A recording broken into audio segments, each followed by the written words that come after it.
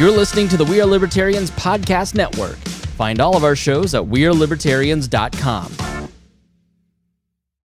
Now at Verizon Business, every business can get the new Samsung Galaxy S25 Plus.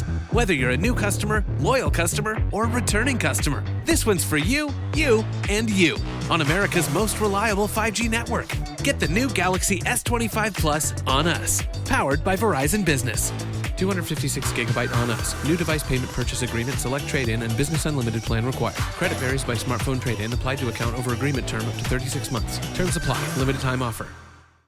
Oh, it's such a clutch off-season pickup, Dave. I was worried we'd bring back the same team. I meant those blackout motorized shades. Blinds.com made it crazy affordable to replace our old blinds. Hard to install? No, it's easy. I installed these and then got some for my mom. She talked to a design consultant for free and scheduled a professional measure and install. Hall of Fame son. They're the #1 online retailer of custom window coverings in the world. Blinds.com is the GOAT. Shop Blinds.com right now and get up to 45% off select styles. Rules and restrictions may apply.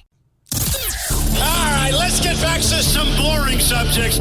Understand the risk to our country. Freedom brings people together. You're listening to the We Are Libertarians Network. Learn more at wearelibertarians.com. Welcome to We Are Libertarians. My name is Chris Spangle. You are listening to episode 341 of the program, recorded live on February 12th, 2019. Joining me is Hodey Johns of Wall Daily. We've got Rhinehold is here of Wall Daily. We've got of Lino fame, and we've got Harry.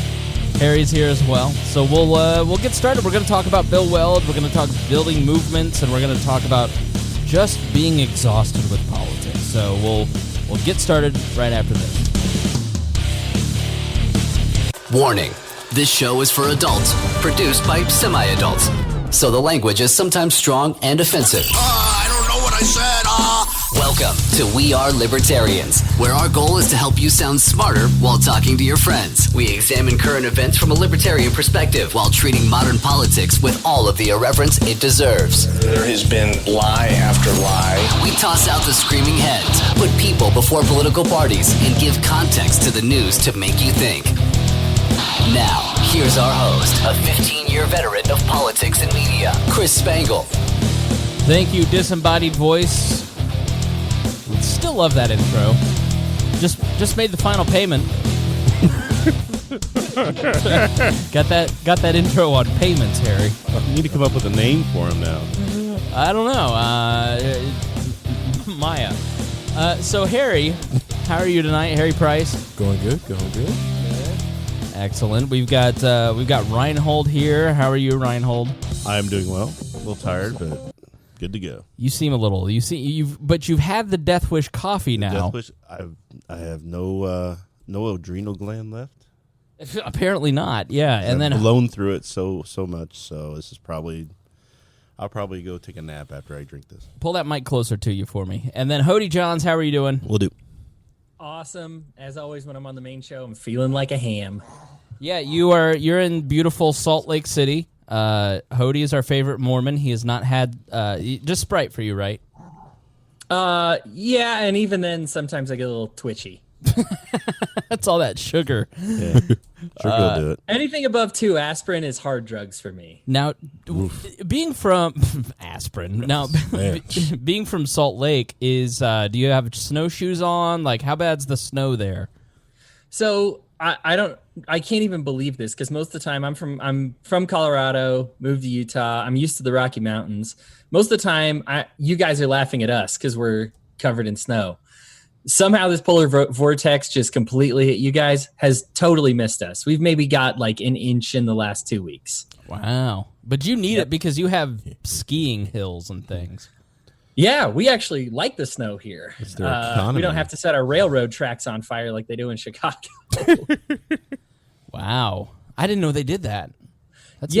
So the railroad tracks, I guess the thing is, you know what, the railroads here, they plan on it getting too cold, so they make the steel out of this certain density that when it gets cold it doesn't crack. Taggart steel. Yeah. Yeah. In Chicago, they had to put petroleum on the tracks and set it on fire to get it a little bit warmer so that when the trains didn't go over them, that they didn't crack. I don't think they actually had an accident. It was like a precaution, but it was pretty cool looking. How do I get that job? Because as a low-key pyromaniac, that sounds awesome.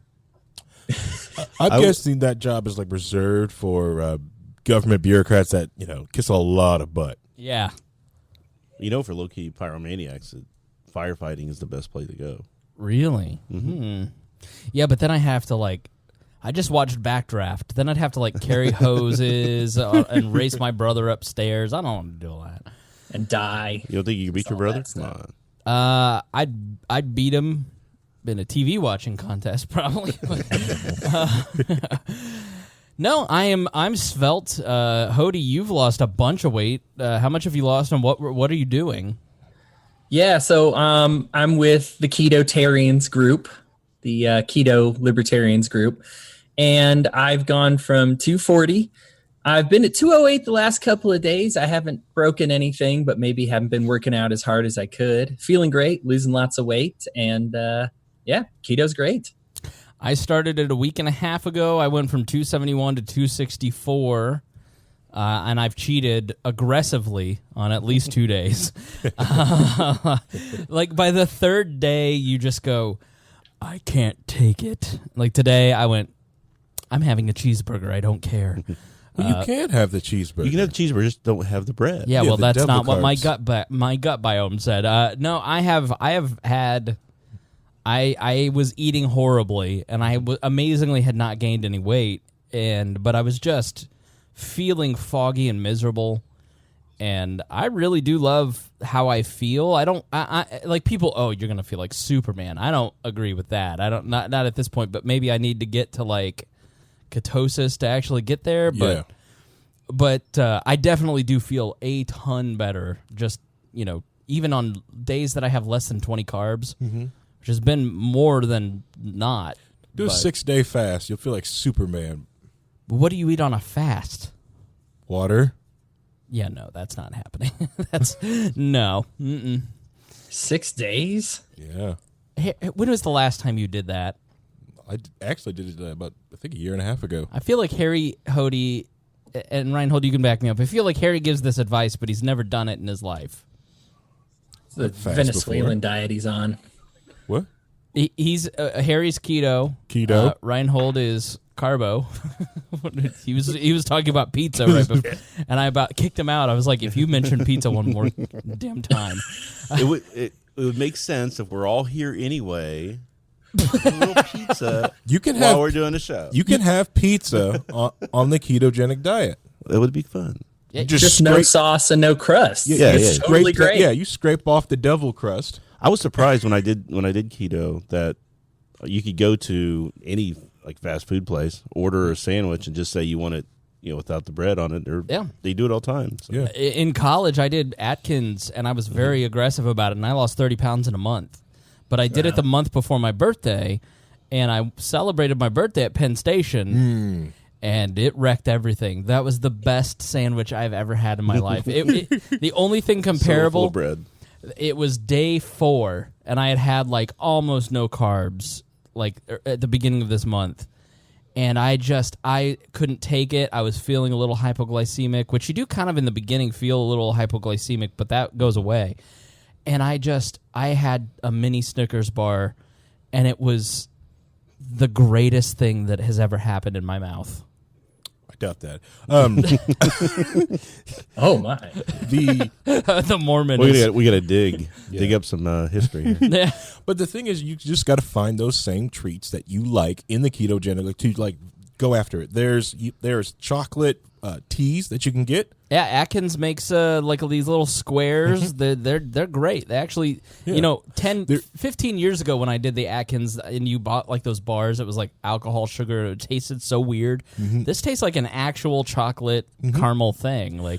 And there's so many different flavors of more pork rind companies that are making different flavors, so you can get something besides just salt, and pepper, and hot and spicy. You know, I've been drinking a lot of the spicy dill pickle pork rinds from Small Batch. And they also make a nice coleslaw one, which is really good with those coleslaw. Yeah, that's interesting. Yeah, it's called Small Batch.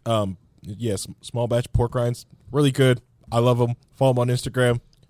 I might have had a bag of their Korean barbecue. Their Korean barbecue was delicious. When they can do the Lay's, what was it, biscuits and gravy flavor? Oh, now we can talk. No. That is so good. Yeah. But there's just things you just got to trick yourself when you're on the ketogenic diet. That's stuff you can and cannot have, Right. And you also do understand that, like, sometimes you just got to have your carb cheat day. Like I do. I cheat on Fridays and, drink beer, Yeah. And it feels great. Well, I've kind of been tiptoeing into it, and so I haven't felt like, all right, in the beginning it's going to be a lot harder.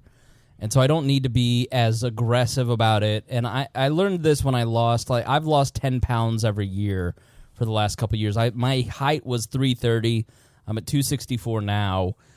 And I got back up to 290 in 2016. And that first 60 pounds, it was all using MyFitnessPal and learning how to eat. It's like I was eating 5,000 calories a day. Don't make that face because it's so easy to do. I do it. An Egg McMuffin and a hash brown, 2 hash browns from McDonald's for breakfast. You have a Coke at work, maybe a candy bar or 2 at some point through the day.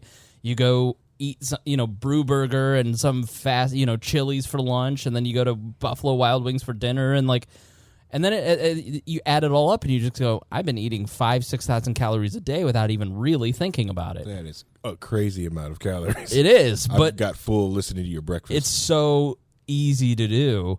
And I like using MyFitnessPal, I have lost that first 60 pounds, gained it back, and I've lost it again continuously just by eating more low carb. But then now I've just got this visceral fat in the gut that I just can't get rid of. Even when I was doing personal training all the time, it's like, all right, let me try something a little more radical. I couldn't imagine doing keto my entire life. I'd go crazy. Like I don't know how you do it, Harry. You're on keto all the time. It to me would be, I don't know. I'm not into sweets, so I don't have that temptation. Like, oh man, I've got to have sugar, and if I do, I'll eat it. But then I'll get right back off it. Yeah. The major carb thing I like is beer. I'm Yeah. actually I do enjoy pastas and bread. Don't get me wrong, I enjoy that stuff. But I think the hardest thing for me to stop eating on the ketogenic diet from being keto is rice. I love rice. Yes, sushi. I could just eat white rice. Hodey, just put it in a bowl. I agree with you. Yes, Little sugar just on it. yeah, just or soy sauce, soy sauce, sugar. Rhinehold. Yeah. Hodey, You didn't put sugar on rice? no. I did. man. Yeah, you take So the old good. leftovers, scrape off hard off the side because you don't waste rice, and you put a little sugar on it and a little butter. Sushi, Rice Krispies, sushi rice with butter and an egg on top. Nothing better. Hodey, I was in Kroger the other day, and that grocery store sushi was speaking to me on spiritual levels. I was just, ooh, daddy. That's my problem. I go to Kroger and do the weekly shopping, and then I'm walking by, and I'm like, all right, and I'm taking this sushi with me, and we're gonna go out, and I eat it on the way home. Right? Yeah, I need a shopping treat. If we're admitting embarrassing things, I could eat my dinner at 7-Eleven with those rolly things. I'll just get 4 of each flavor, and I'm a happy guy with tornadoes or whatever they're calling them. Oh my gosh, those little taquitos. I could have dinner there. No, they're talking about 5,000 calories a day. I go to if I go to McDonald's, I don't get one sandwich. Oh yeah, if I go to Aaron Ewert caught me one time because she showed up early, and I'd gone to Chick-fil-A. And I'd gotten my usual order, which was the chicken sandwich, a number 1 with pepper jack cheese, large fry, large lemonade, and then you get the Chick-fil-A sauce and the ketchup, and you put that on there. You know what? Give me another sandwich. And so when I went to Chick-fil-A, he goes, I was like, yeah, I'm going to Chick-fil-A for lunch. He's like, 1 sandwich. I was like, shut up, Dad. But I remember watching my dad do that growing up. He'd go to McDonald's, he'd get 2 quarter-pounders, and he was huge, and then he lost a bunch of weight in his 40s, and it was like, yeah, I just stopped eating a second sandwich. I was like, yeah, that makes a lot of sense. It really, I don't think you even need keto. You just need to do the MyFitnessPal app, do some exercise, the daily burn on Roku. I've been doing that this month, and I've really enjoyed that. I like going to the gym, but some days you're just like, I'm I don't want to do. It's like I don't know how women put on makeup every day. I'm like, I don't want to get into all the clothes. I'll just do naked yoga. It's fine. Speaking of the women, though, they're going to be upset when they hear things like, "All I have to do to lose weight is stop drinking Cokes," and they're like, "I stopped drinking Cokes and I lost 1 pound." Oh, and I'm like, "Well, I lost about 15, 20 in a week and a half." Yeah, just from that. My coworker stopped drinking 3 Mountain Dews a day, and she lost 10 pounds. I mean, I drink like 6 Cokes a day. It really is. A lot of it's too many carbs. It's too much water weight. Too much sugar. Too much sugar. And my doctor tells me, she goes, that Coke is just liquid sugar. All you're doing is drinking sugar. Yep. Stop it. If it's not been alive in the last 30 days, don't eat it. Well, the thing is, no, that's not true. You don't want, don't live with that. Don't live with that because you're going to cut yourself off with so many awesome, amazing Italian meats. Don't listen to that. What? It doesn't. It's an 80-20 rule. Okay. Like 80% of the time, do what you're supposed to do, but 20% of the time, it's fine. All right.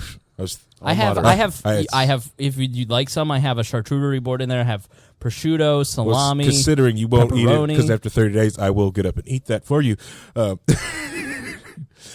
if we're all admitting awful things, I'll share too because I don't drink sodas. I don't know if you guys noticed. Right. I don't drink a lot of sugary sodas. I don't at all. But the one thing that did get me to quit, because I used to pound them all the time.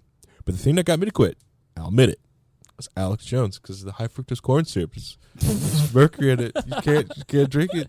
Yeah. That's why you buy the real sugar stuff. You don't buy the... Yeah, I used to do the real sugar stuff. Yeah, but I stopped until I couldn't find like real sugar Dr. Pepper anymore.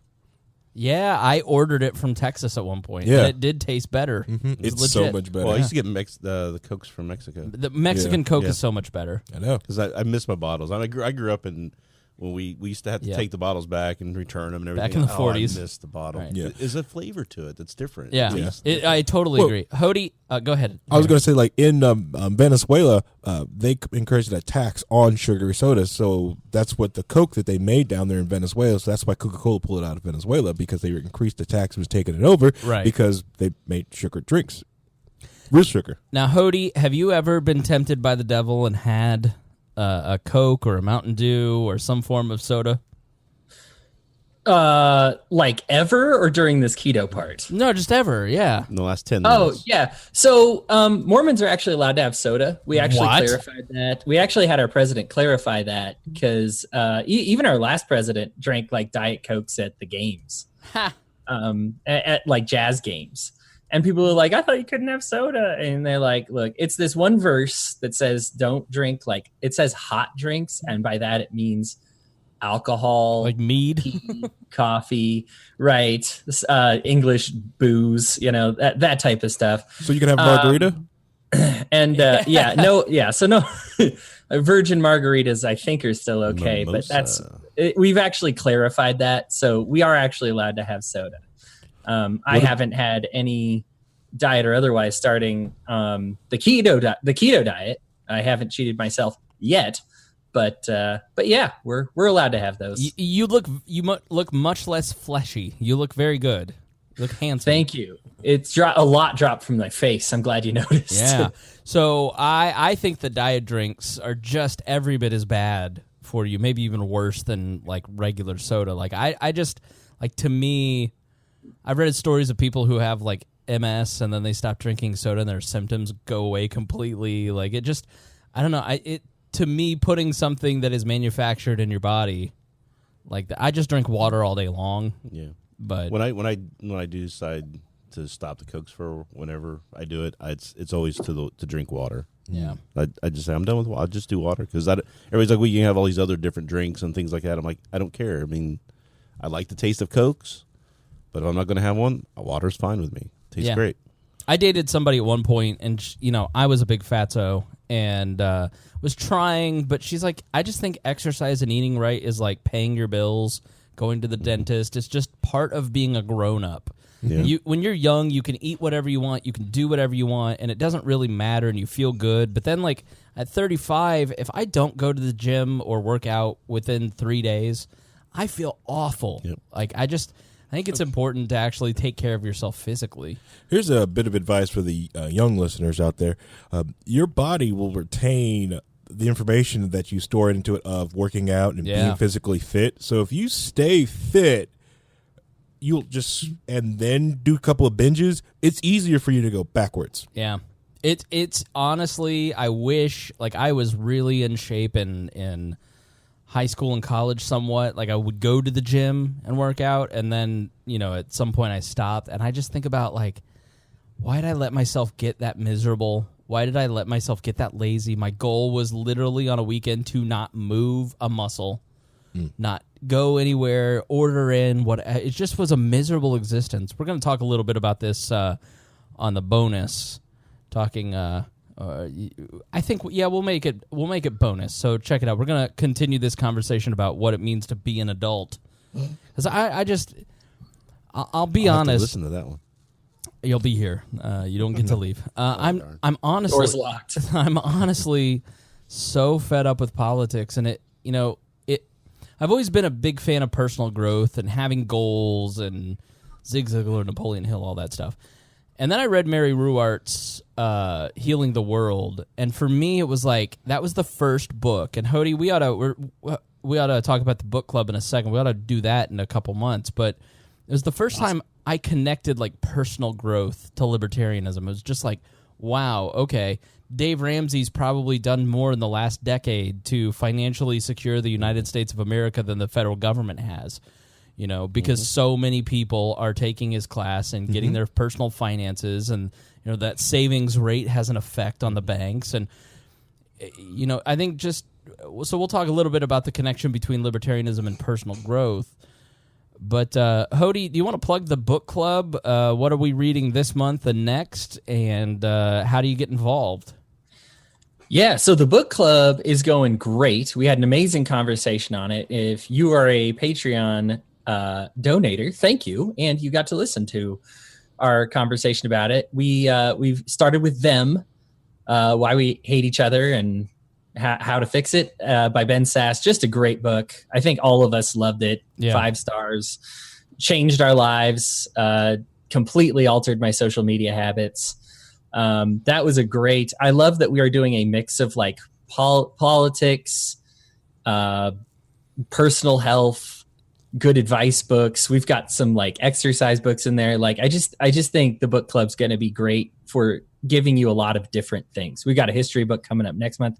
Not to get ahead of myself. This month we're reading the Libertarian Mind, a Manifesto for Freedom by David Bowes. It drives me crazy that he pronounces it Bowes because it is like how you spell Boaz in the Bible. Yeah, right. Yeah. But apparently he likes it pronounced Bowes. But yeah, the Libertarian Mind. I've already finished it. I won't spoil it for you. It is fantastic. It's one of those. I feel like mere Christianity is to Christianity. Like it's a great intro book if you're skeptical on Christianity.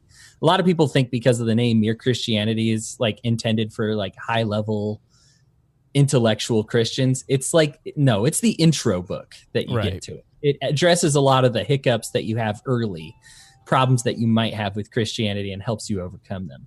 I find that that's what the Libertarian Mind is it's like the number one go-to book. If somebody says, I'm curious about libertarianism, but I'm not concerned. I'm concerned about these things. I'm not sure about them. He really kind of lays it out before like really hitting you hard with great liberty stuff in like the last quarter of the book. Next month, we got Liberty's First Crisis, which is about this book I have not read. I haven't even started reading yet. Most of the time I'm ahead of the curve here. But I'm about halfway through, and it basically is the founding generation arguing over illegal immigrants and censoring the new media. So it's a very timely book, and it's really an easy read. The Libertarian Mind, not as easy of a read as the first and the third book.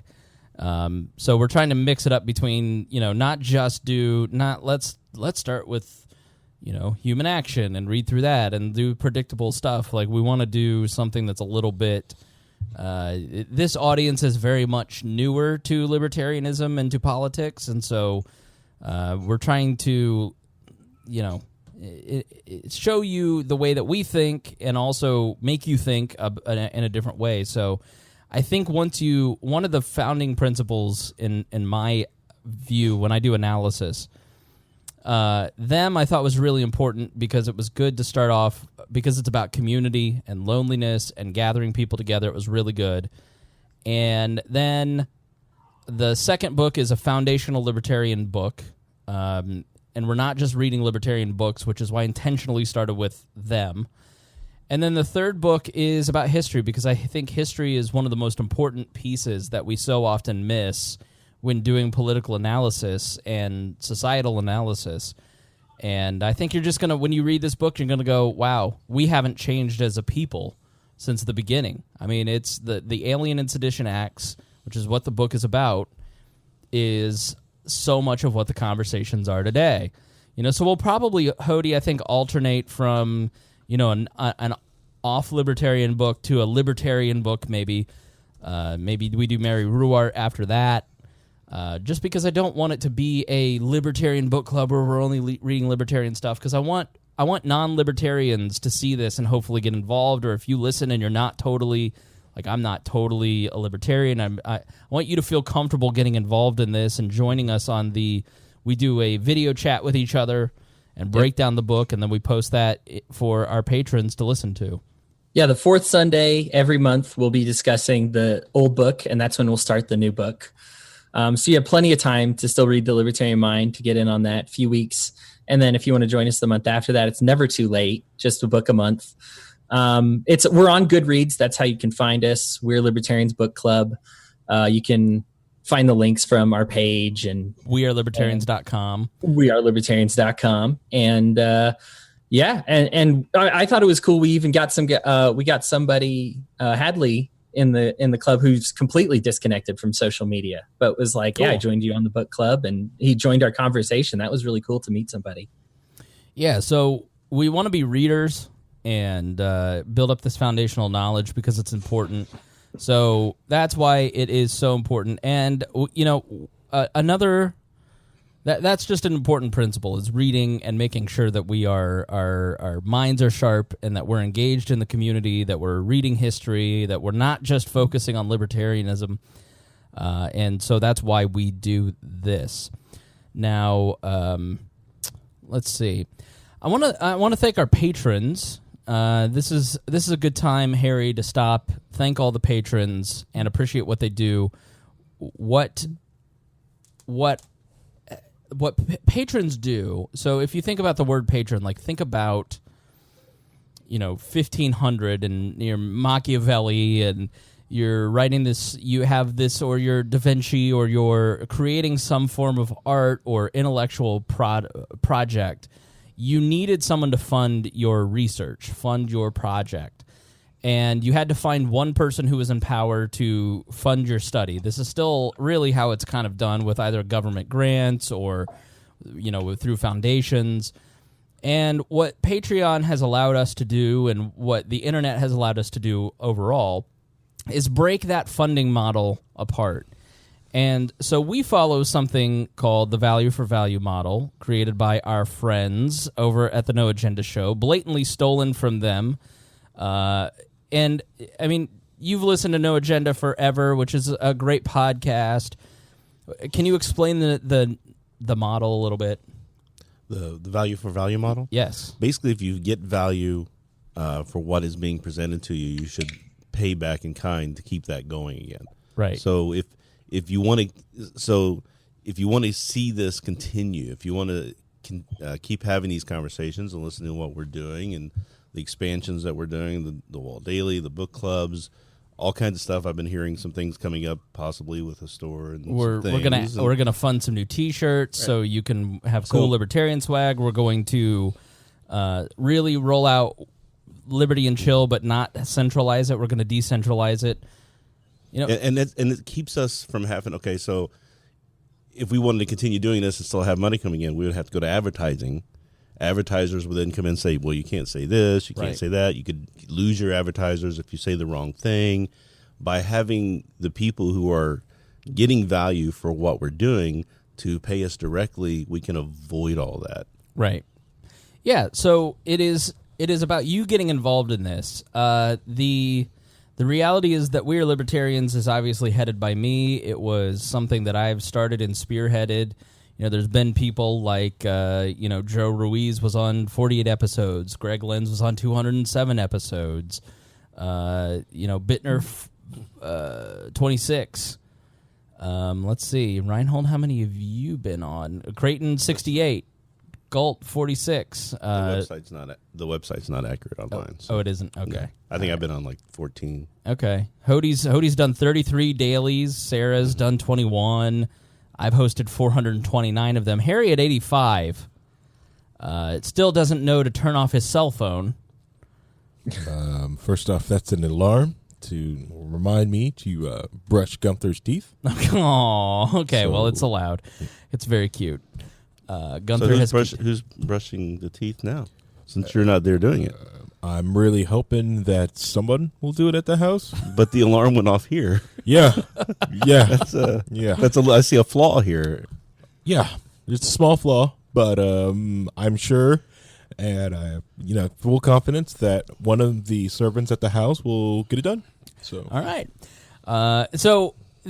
Everybody like Hodey gives their time, and I candidly make $200-300 a month off of this, but I've also put in $20,000 to $30,000 of my own money for the first decade to get us here, so I don't feel guilty about taking a couple $100 out of that for gas and other things. But we got bills, and we got all these different people who are involved in this and who create content and give their time weekly. These are busy people who are putting together a show every single day for you, that are, I'm running the website, paying for all the services. You may be listening on Spotify, or you may be listening on YouTube, or you may be listening in other places. It takes a lot of time to create something as big as this. And we're really starting, I think, to get some notoriety and some conversation around what we do and our style of libertarianism. Our substance is not fundamentally different than anything that most libertarians believe, but our style, I think, is something that is different, which is a lot of what we're going to talk about tonight, and that we're not trying to be pricks. We're provocative because we want to make you think, we want to get your attention, but I think that when you look at the people that are involved in We Are Libertarians, especially right now in this generation of co-hosts, in this generation of writers, research members, patrons, people who make up the community, it's a lot of people who really do care about libertarianism, but applying it to their community and really growing their immediate world in a more libertarian direction, and doing it in a way that leads with love as opposed to leading with jihadism. I mean, derision, outrage, right? Things like that. So first and foremost, we want to thank Christy Avery, Craig DaCosta. We want to thank Jason Doolittle, the Libertarian Coalition, Ed Brehob, and a new... this is where Libertarian Coalition and Liberty Memes is at $25 a month. But we now at $100 a month have the page Memerdy Libs. So it's like Liberty Memes but backwards, and so it's all like if you go to... It's one of the thousands of offshoots when they... Yeah. Right, Facebook or Instagram, you can follow both the Libertarian Coalition and Memerdy Libs, and support them. They're $100 a month subscribers. They do that because they want to mention on the show. It's a really sneaky way to advertise on the show if you're a smaller libertarian brand. $100 a month, and then I say, hey, these guys support us, support them. $100 gets you on the show too, doesn't it? Yeah, and so I'm talking to a few of these people about coming on, and yeah, we've had Craig DaCosta, Christy, Jason Doolittle have been in. Intern Ed has not been. He's been on, but he has not been on. He will always be my intern. But so the. These are obviously the all-stars at $100 a month, but there's $1, $5, $10, $25. And so if you get something out of this show, if you would miss us if we were gone, if you've had an aha moment from this show, you have applied something that we have had a conversation about, it's made you think differently or treat people in your life differently, or you've understood libertarianism a little better, then pitch in.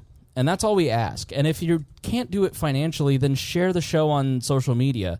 Give us 5 stars, or volunteer to write, or be on the research team, or start a Liberty and Chill in your local community, or participate in the book club. Or I've got one person who is creating some really cool homemade stickers as a thank you for our patrons. Mm-hmm. She's like, I have this talent, and I don't have a lot of money, but I'm willing to, I love doing this, and this is my skill, and this is my talent, and I want to give back doing this.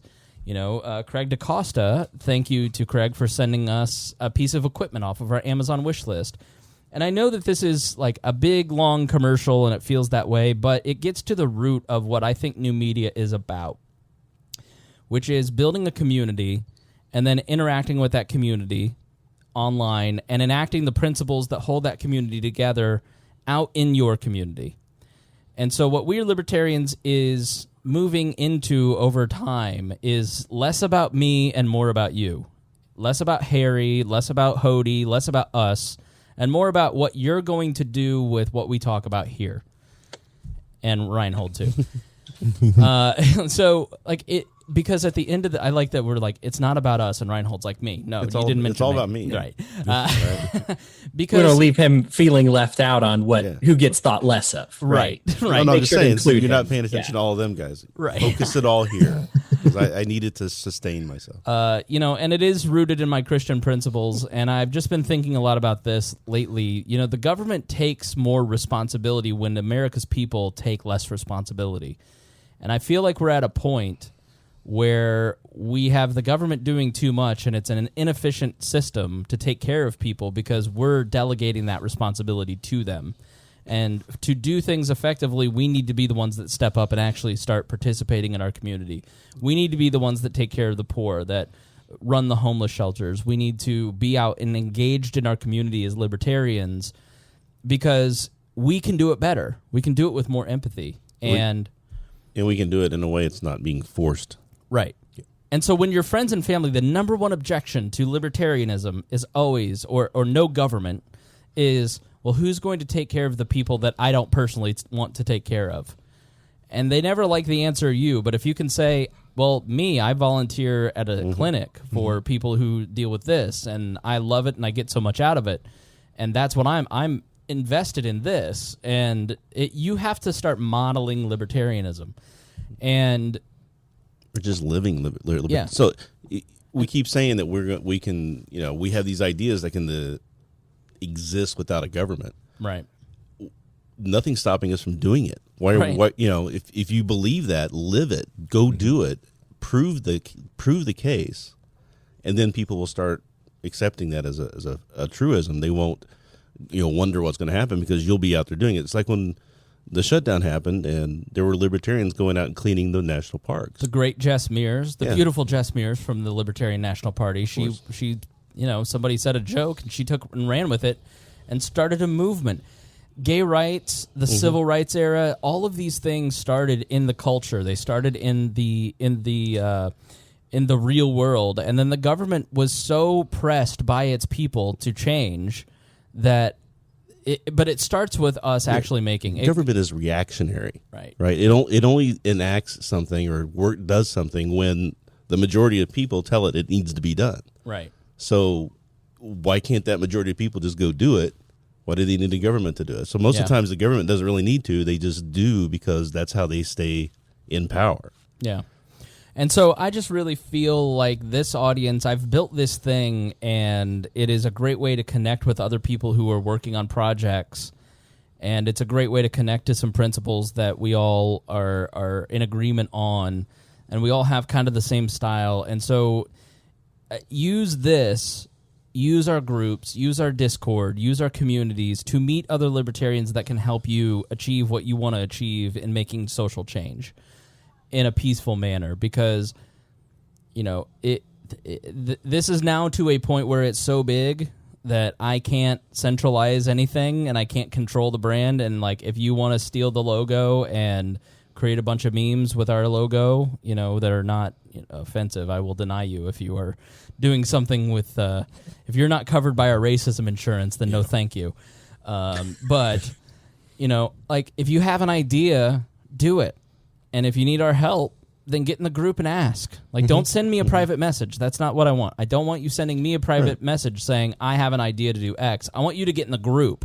Correct. Because there's other people in the group who could help. Right. I'm busy. Like, it's not that I don't care. It's that I just don't have time to help you. But there's a lot of people out there who are looking to help and who are looking to get involved. They don't know how. And so if you lead them, They will walk along with you. But I personally cannot, I reply to as many messages as possible, but it's to a point now where this is beyond me and it's yours, and I don't want to control it, except when I'm here for these 2 hours a week.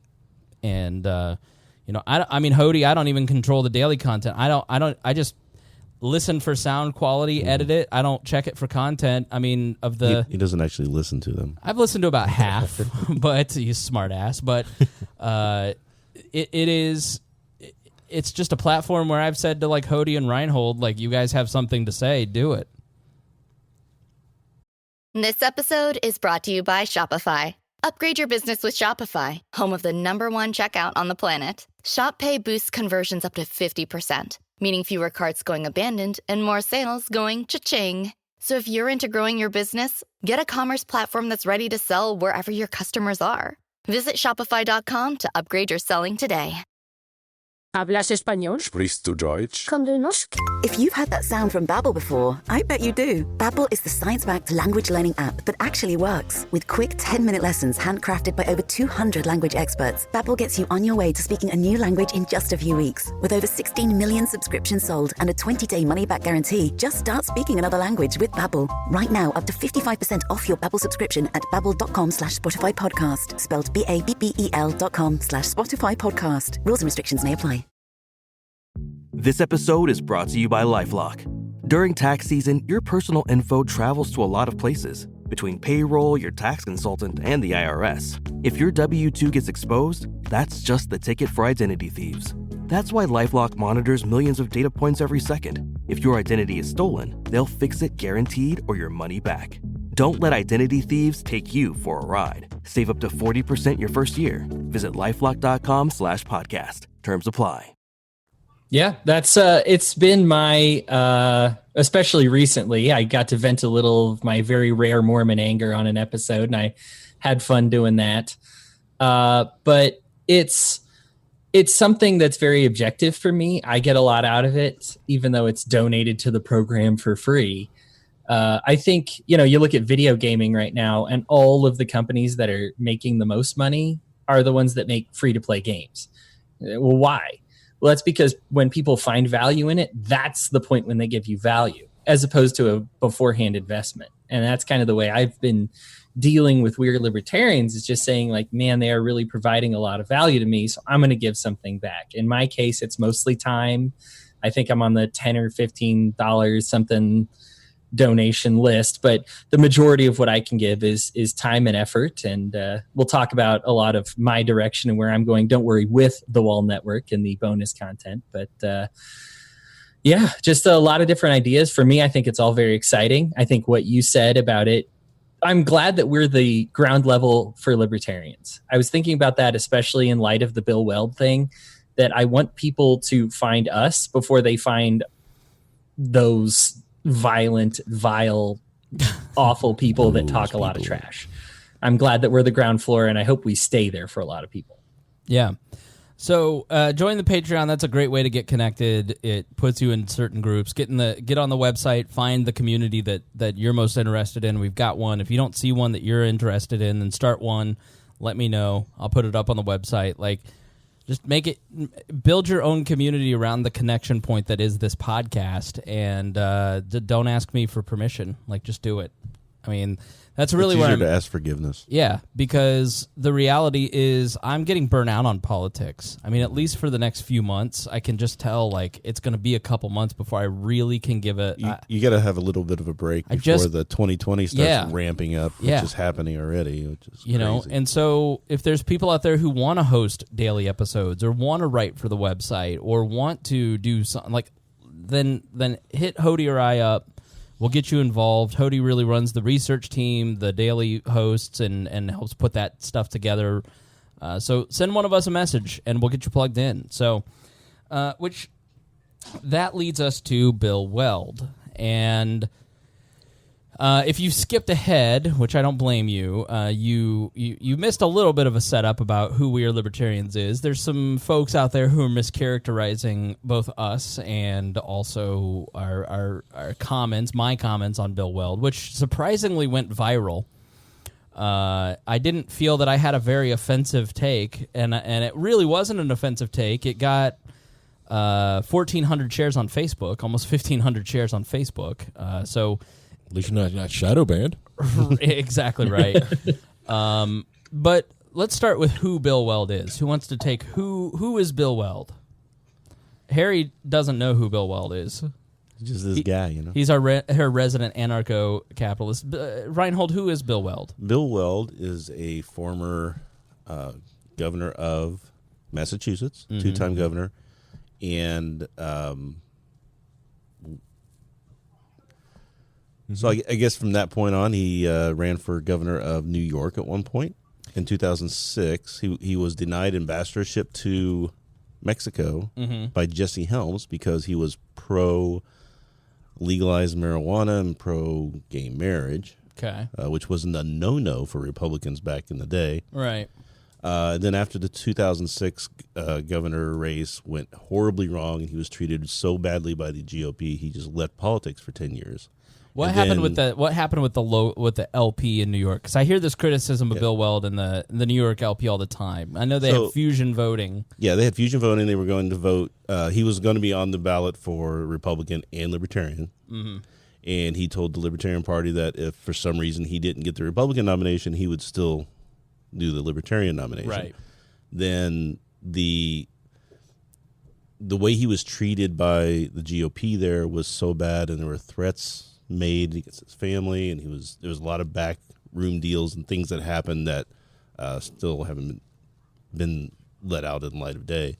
But he got so frustrated and disgusted by it, he just walked away, went to Europe, and said, "I'm done." And he stepped away from politics for 10 years. But he didn't tell the Libertarian Party he was doing that. He was just so frustrated he left, and that put a big kink in what they were doing. He screwed them over. Yeah, I mean, there's no other way. Like not letting them know was a big fu. But and he has apologized for that. But that is something. I will put this in the show notes. But we actually recorded his speech to Indiana last year, the Indiana LP, and in it I learned a few things. I heard his further context on a lot of the things that we'll talk about. Some of the more controversial things like that. About his gun comments, his Hillary comments. And I would just say to you, like, if you're at all interested in this topic, and I know that this is probably a little too inside baseball as a topic for what we normally do here anymore, but I think it is basically human nature and how we interact in groups, which is kind of what we'll dive into. But this is a case study. And so, you know, I saw so many people, and this is my frustration. I am not a Bill Weld supporter. And after seeing him speak in Indiana, I learned two things about Bill Weld. First, once you hear the further context around all the things that you see in the memes and the conversation around Bill Weld, he got kind of a raw deal. He was misunderstood. And it's because of the second thing that I learned. He's not a skillful politician. He's not a good politician. He is a wonk. He understands issues really well. He was good for the Johnson ticket in that he brought a lot of contacts and policy. He was the only one on that ticket that actually knew who he would staff a cabinet with. You know, Gary just seemed to not understand, you know, if he got elected, what would he do? He had no clue. It was mystifying. But I learned through that convention last year that Bill Weld was going to be Ron Nielsen 3.0. It was going to be another bad campaign run by a failed campaign strategist. It was going to be run by somebody who didn't understand the broad strokes or really the overarching view. He was still a new libertarian even after 3 years of work. And new libertarians don't understand the overarching messages of libertarianism and the hope part of it. Mm-hmm. They understand the change part. Newer libertarians understand what they want to change. They understand that if I agree with this set of issues, that I'm a libertarian. If I agree with these, I'm not. Like they know the tick boxes, but they don't understand. They have not yet, and it takes a long time for somebody to change their brain, their worldview, their belief system. But Weld had not yet achieved a level of understanding of a vision for a libertarian vision for the United States. And so I would not have supported him in 2020 because I did not think that he was going to be a good politician or he was going to really represent us in a way that I liked. So I don't know how many of you three agree with that. Anytime you have a conversation like we're about to have, I've been called a Weld lover, a Weld supporter. You're automatically assumed if you defend Bill Weld in any way, shape, or form that you support Bill Weld. And that's part of the problem, is that you can't have an honest conversation about somebody who is a lightning rod without you being tarred and feathered with a certain belief system. There's no nuance. And it's ironic that he's a lightning rod because he's the most non-lightning rod person. I mean, he says so many things. Boring. Well, he's boring, but what he does is he thinks about topics and he goes, okay, here's the thing and here's what we believe in, but there's also this you need to think about and this. And so he takes all these things into consideration and he verbalizes all that. And then when he's doing that, the people who want their evangelical, this is how it should be, are listening for little keywords. And he said this and he said that. Therefore, he is a gun grabber and he is a, just so many different things that they're not listening to what he's saying. They're listening for reasons to not like him. Right. Hodey, what are your thoughts on Bill Weld as a candidate? Are you a Bill Weld lover? So I am. He probably would not have been in my top three choices, and I'm pretty clear about that. Here's the thing about Bill Weld. I'm not even necessarily done with who Bill Weld is. I probably should have jumped in right off the bat. I just was like, oh, I'm sure these guys are going to talk about this for a long time. He started off as an attorney that prosecuted public corruption, and he was really good at it. In fact, so did that for about, this is in the 80s, but did that for 5-6 years. He ended up resigning when he was in the Department of Justice Criminal Division. He ended up resigning in an ethics scandal because he wasn't allowed to access the information against his own attorney general. It was within his own division. Mm-hmm. And he said, there's an ethics scandal against him. He's hiding it. He has the legal authority to keep it all from us. And I'm not going to be a part of this farce anymore. So that's something that I liked about the guy. Mm-hmm. A lot of people don't remember this because it's such a different era now. But in 1997, when he actually withdrew from being governor in order to try, he was expected to be appointed the ambassador to Mexico by Bill Clinton, even though he was a Republican at the time. And one of the social conservatives for Clinton, Jesse Helms, actually released a whole bunch of trash talk on him and said he'd be terrible because he's so liberal on social issues, because he's so nice to gay people and he won't stand for our anti the horror thing. Right. And the fact that Mexico is where all the drugs were coming in, so him being pro marijuana was another issue too. Absolutely. That he brought right. up. And so those are the biggest two achievements of his career. And those are very libertarian things, prosecuting problems within the legal and political system, especially the scandals and the corruption, which he was good at. So you should like that. And his other biggest achievement is almost being, I guess, the ambassador to Mexico, which he didn't get because he was too nice to gay people and too good on marijuana. This is a guy who should be a libertarian. I guess and that's the funny thing is that he always felt that he was a libertarian because he had read Hayek when he was younger. He started when he first got elected. He started his acceptance speeches, fellow libertarians. He thought he was a libertarian.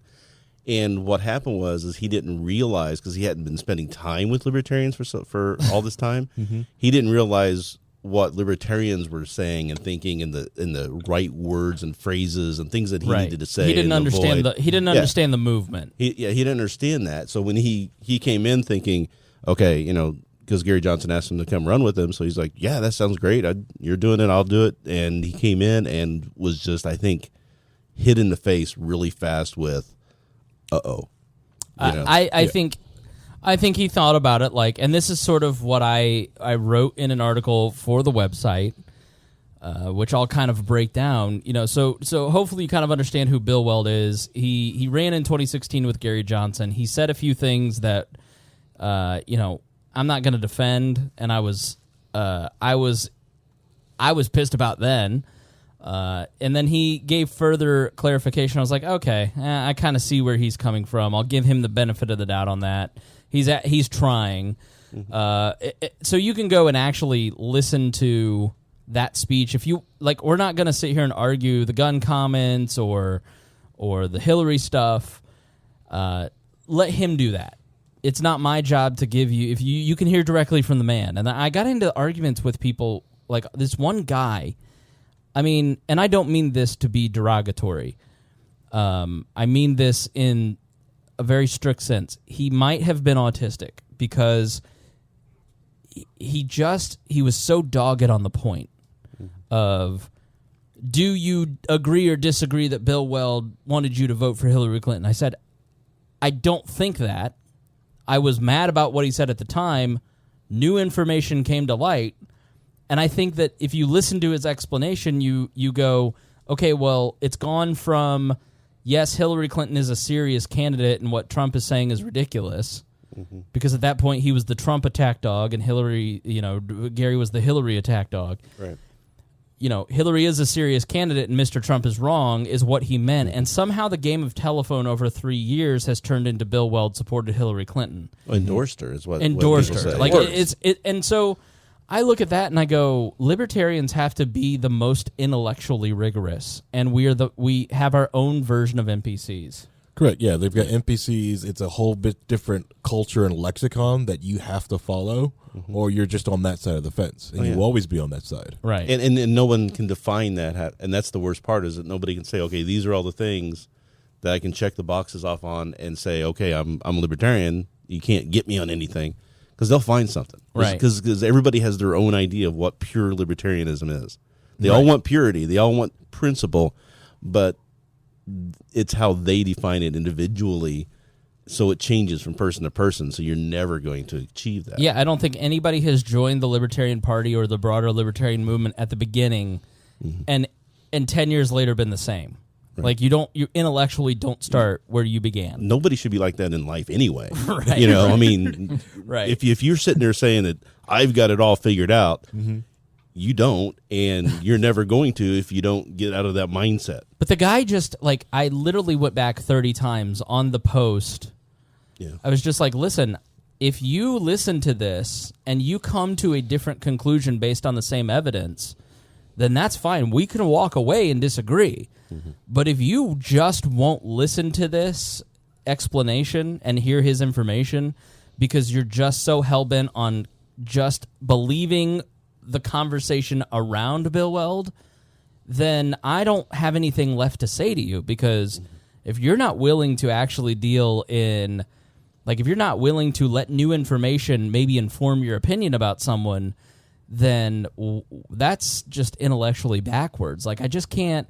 I have found since Trump, libertarians, and I think maybe it's because there's a lot of new libertarians, like, if you go and look at our we have 91,000 likes, like, if you go look at our page, the comments are just brutal. Like, it's just, and I think Bill Weld has surfaced a lot of the worst behaviors. And so my post was never meant to be a defense of Bill Weld, but a critique of how a critique of our culture within the movement. And it was not taken that way by a lot of people. And that's the problem, is that people aren't even reading what they say Bill Weld, and they're like, and they go. They don't even read what you said. Right. Yeah, that's what I was noticing on the comments of it. It's like, wow, they didn't read any of this. No.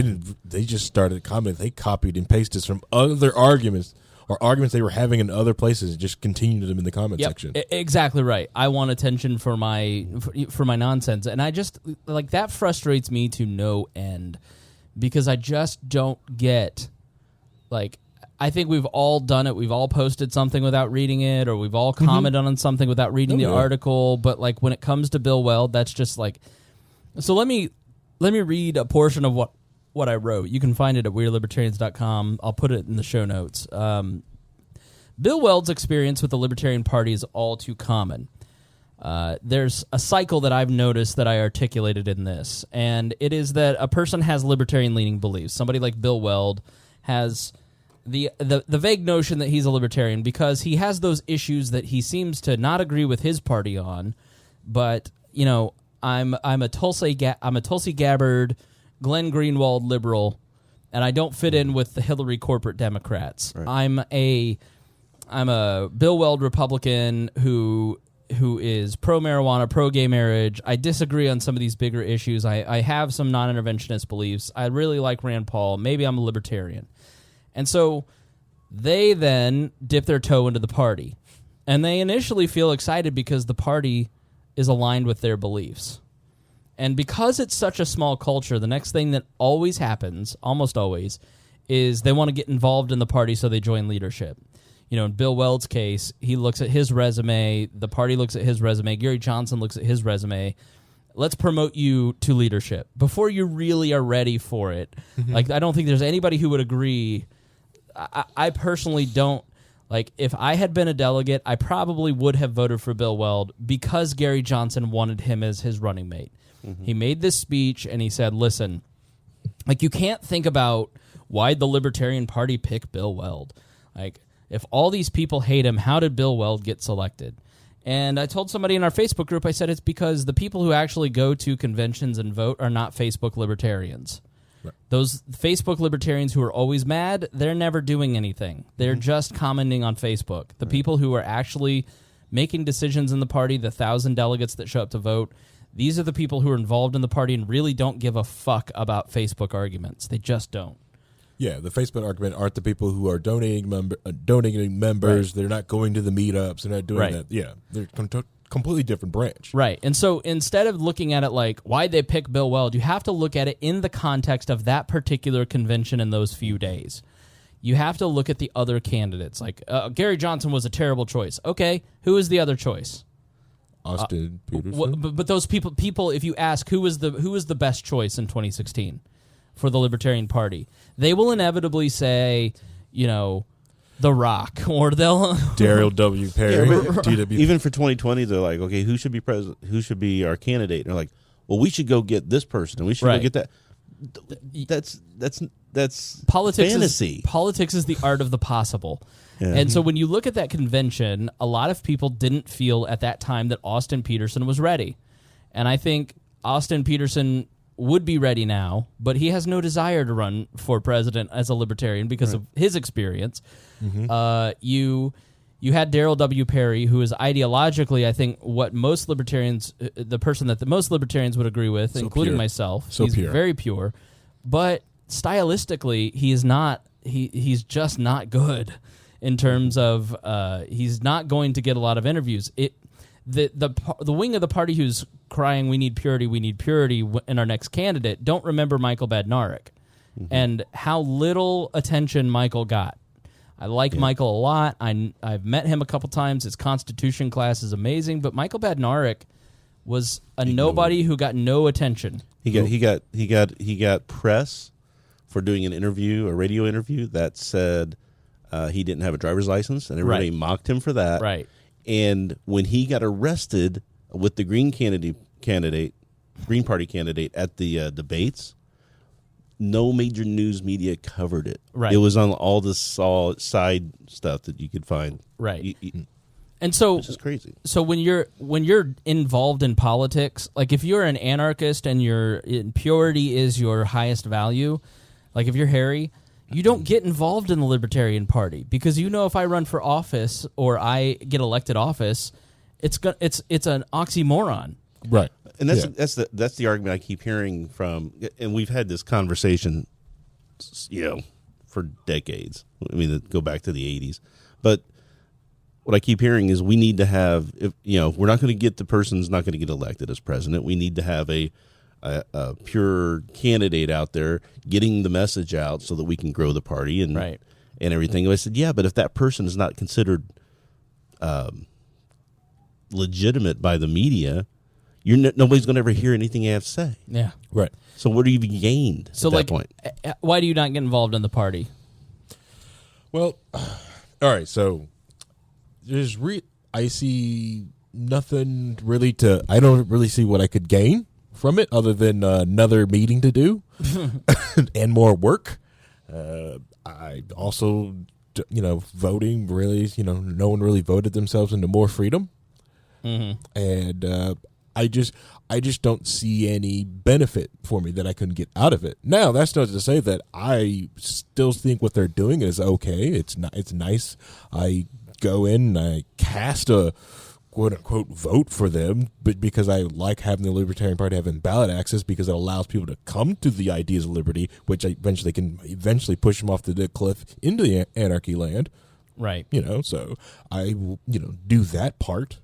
So there's really, in my mind, only two purposes to the Libertarian Party. It is to gain exposure for the libertarian message, mm-hmm. or it is to win elections and actually start influencing policy. And the reality is that if you are on the most extreme part, and I shouldn't say extreme, I'd say if you are a person who believes in a stateless society, and you're like, I'm trying to think of somebody who I just think puts it in terms that who's a good avatar. Like, I want to say Chris Cantwell back in the day, but I think somebody like maybe Larkin Rose. Hodey, you're way more plugged into the movement at this point than I am, but like you're gonna have to jump in when you have something to say. Yeah, we've been kind of just ignoring him. For a while. Well, that's why I never really have people on the Skype, because that's why I put the monitor in here so we can see Hodey so we don't forget him. But I just think that if you're Roger Paxton, let's choose Roger, all right? Because Roger's a friend and he already hates me, and so he won't get mad if I pick on him.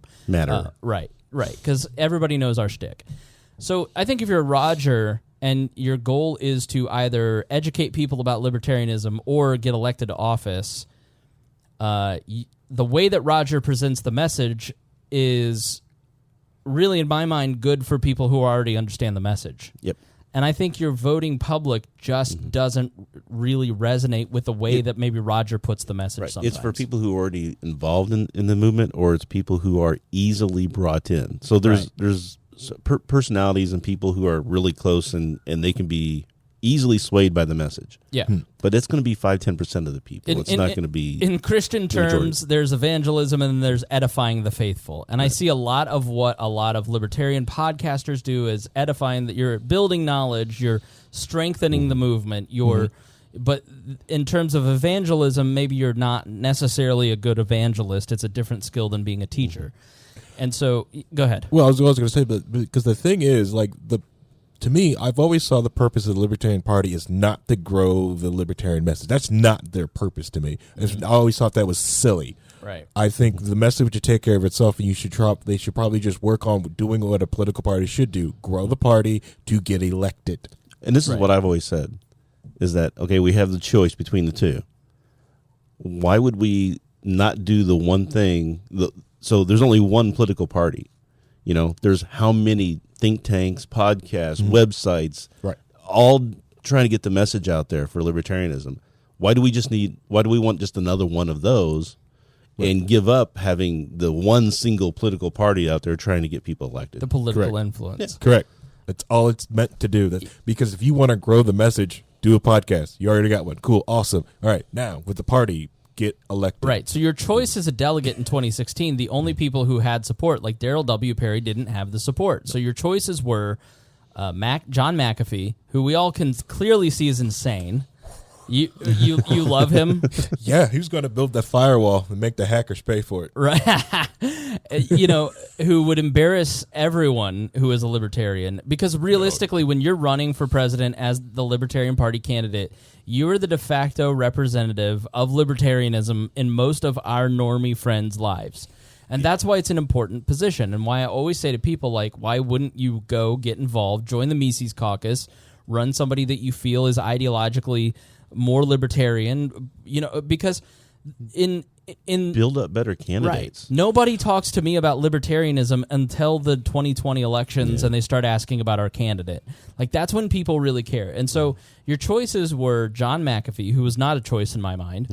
It was Austin Peterson, who I felt was green at the time. And then it was Gary Johnson, who had done a pretty decent job in 2012 of representing the party. He got some press attention, and he was poised as a person with experience in the minds of our normie friends who might vote, and he was successful. He got 3% instead of 1%, which the party had always gotten. Well, less than 1%. 1% was high water mark. Right. You know, people like Bad and Eric, he came in fourth. Right. And got like 0.3% of 0.3 of 1%. So, and Gary Johnson, I felt fell short in terms of looking like a viable option. And so, if you have Gary Johnson up there, who's your only real choice in 2016 for president, saying, I don't want to run for president if I don't have my team, and Bill Weld is part of that team. Nobody knew who Larry Sharp was at the time. That he did so well in that debate the night before that he impressed people, but like, nobody knew him. Well, people always do good in like those debates because those debates are really not usually put together very well. And what you have to understand about the people who are voting, these are people who have been involved in the party for 40 years, 50 years, people as young as me who have been involved in 10 years, who gave up a marriage for this fucking party.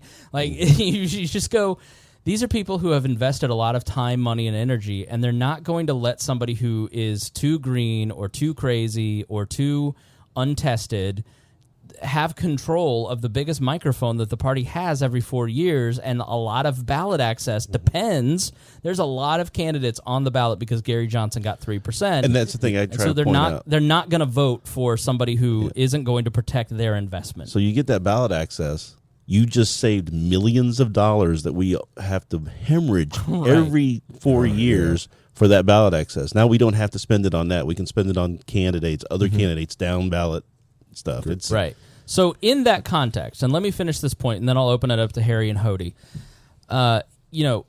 Somebody like a Bill Weld comes along. They have libertarian-leaning beliefs. They feel excited about the prospect of getting involved in this party. They want to get involved in leadership because usually somebody who is more qualified or experienced in politics, the higher they go in terms of we're so desperate for anyone to like us that we'll just put anybody in leadership. Sometimes it's literally who's left to put into leadership.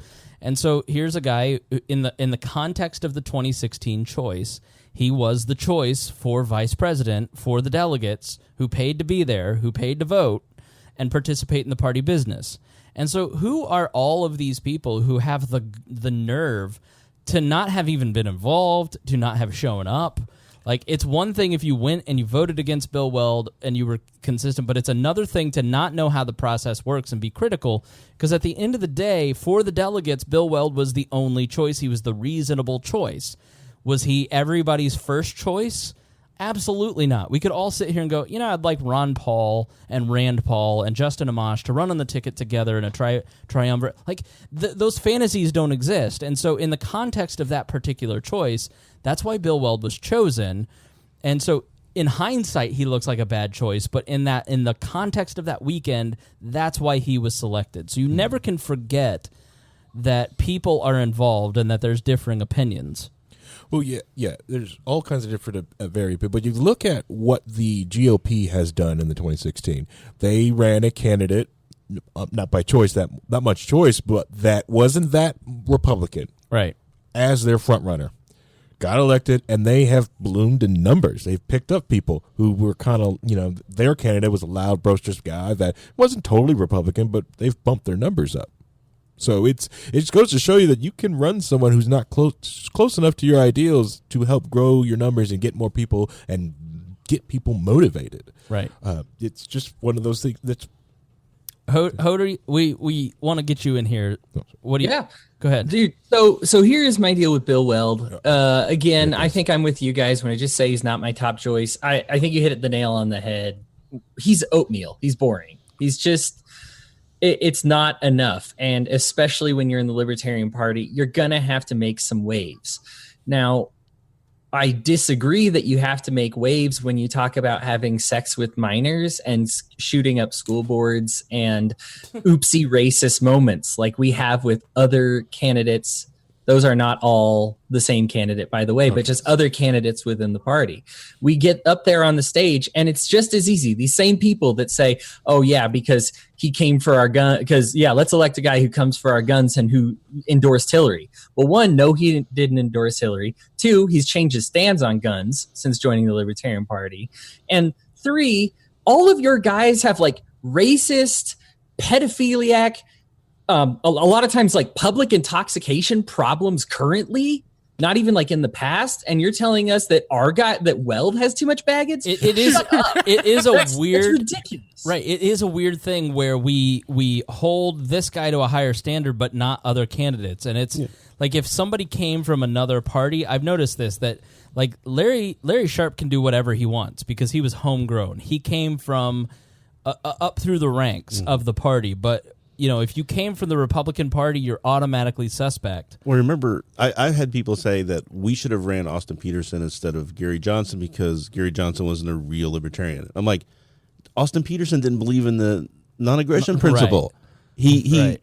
He well, as famously. Let me clarify that. Well, don't spread fake news, Rhinehold. You're we all know you're a libertarian, but what Austin said was basically that the non-aggression principle is important, but we can't let when you're looking at how the modern he had a very pragmatic view. Right. So that it is a good axiom to keep us tied to principle, but at the end of the day, when you're trying to craft legislation, don't get so hell-bent and you because you end up removing yourself from the equation in the mind of most people. And how is that any different than what Bill Weld does?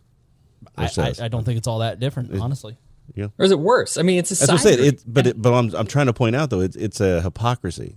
Right. You know, they've convinced themselves that this side is great and good and pure, and this side is evil, horrible, rotten, and it's us versus them. There's just a lot of hysteria. Yeah. I mean, Hodey, you debated Larkin Rose. Yeah. With our friend Tricia Stewart, and like, I go, why is Hodey getting death threats? Because he had the audacity to disagree with Larkin Rose. Like, you legitimately, the hell that you went through after that debate. I mean, I don't know all the details, but you can share as much as you want. Like, disagreeing with the cult led to what for you? Accurate word. I mean, all of them are such little people, and I didn't take any of it seriously. There was the threat of getting doxxed and having my my personal life revealed. Guess what? I'm Mormon. You're not going to find anything in my past. I held hands outside of marriage once. Oh no, it's going to boil me alive. You know? And you can listen to the debate. Like, listen to what a monster Hodey was to Larkin in that debate. It was Wall Daly in the 40s or 50s, I think. I'll put it in the show notes. Very impressive. Yeah, but. No, it was a great debate. I respect Larkin. He and I see eye to eye on a lot of issues. It was a simple disagreement. We disagreed about the role of voting in a society. We even disagreed about the role of voluntary voting as opposed to compulsory voting. And so it's just, we're talking about these small things. I got him to even agree that referendum voting is probably a valid method of voting, which was like 90% of the battle. The only problem he had was voting for representation, which we can have someplace else. It was a fun debate, and I respect the guy, and I made that clear at the end of it. But the whole time, I mean, the chat log is just full of, this guy's an idiot, doesn't know how to answer a question. Dude, I have won 3 national championships on speech and debate. Shut the F up. Get on my level first. What he meant by F was better than you at debate. So if you think I'm doing it wrong, you don't know how to debate's handled. That's just a fact. And so anyway, so that's just me disagreeing with little trolls online. I barely acknowledge them because they're little trolls online. And frankly, most of them are too stupid to get it. If they already come into the debate being like, oh, it's already over, I already know who won, or you see the same person liking every person who disagrees with me status, they're NPCs. Why waste my time? They're brainless. I don't care. They're locked into how they're locked in. I'm interested in people who actually are interested in changing minds. But that's what Bill Weld, I'm sure, was going through, was this NPC crowd of just saying, look, if the 2 things he's most famous for are taking people's guns and then regretting it, and then saying, I consider Hillary Clinton a more viable candidate than Trump. I just like that. That is not worse. Hillary Clinton got people killed and covered up their murders in Benghazi. She wasn't the murderer, but she covered them up because she didn't want it to look bad. That is so much worse than anything else any of the libertarian candidates have. So, yeah, I understand we're trying to pick between filet mignon and New York strip, and you can be all in on filet mignon.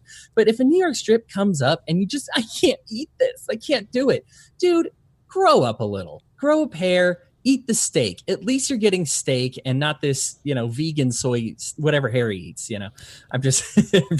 He just made you a vegan soy. I know, vegan soy. I think we just went. He just called you a soy boy. You're a soy boy. Look at your man boobs, soy boy. I like he's not here, so I like ribeye. Okay, over your New York strip. Yeah, he's getting a little mouthy being on Zoom over here. He's on Skype and he's not in reaching his distance. little Mormon mouth is running. The mouth from the what should we call Hodey's nickname? The Stormin' Mormon. Yeah. Stormin' Mormon. It's okay. I'm glad he's losing weight. He's getting into my weight class. It's going to be great. So this leads me to the next step in the common libertarian party experience. They're ripped to shreds after they join leadership. So you have the beliefs. Go ahead, Harry. I was going to say this real quick.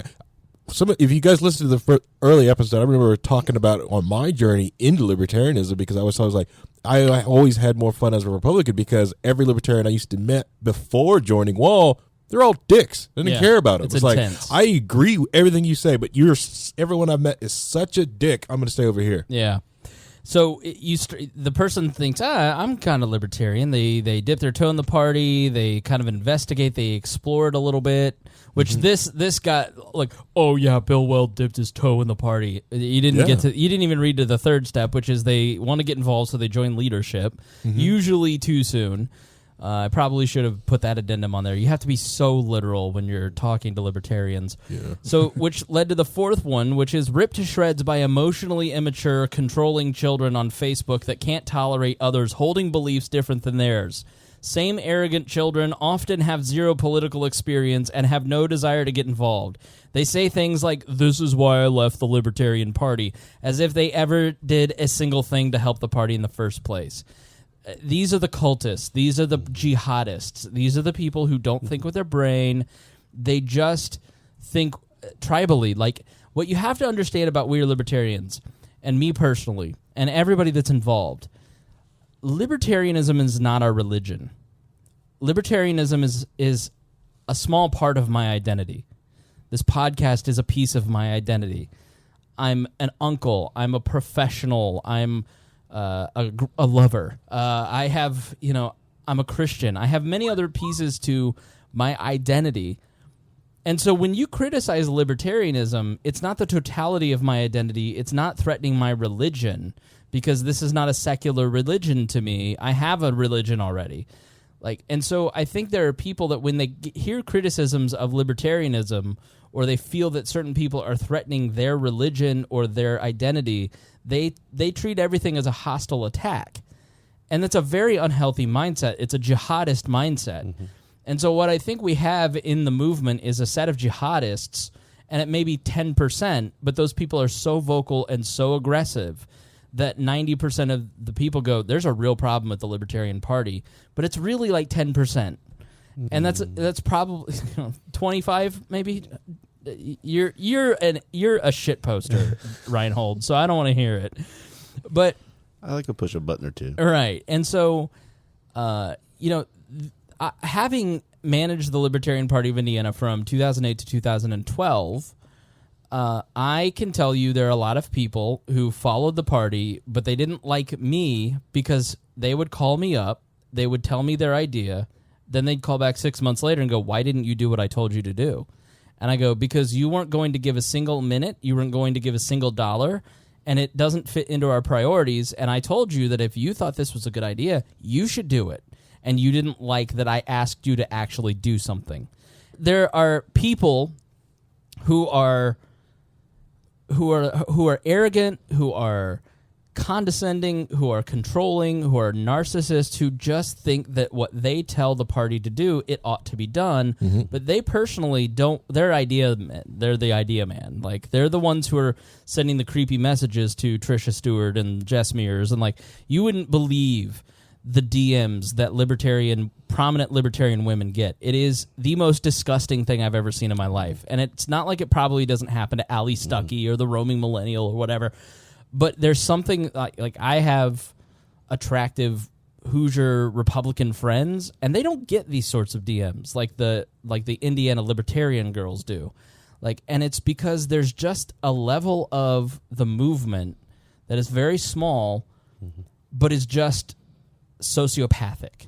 And I don't know what that is, but it's very concerning. These are people who are the ones threatening Hodey. They're threatening women. They're threatening anybody who disagrees with their worldview, and they're jihadists. And we are all so nice that we don't actually go after these people. And I am not nice.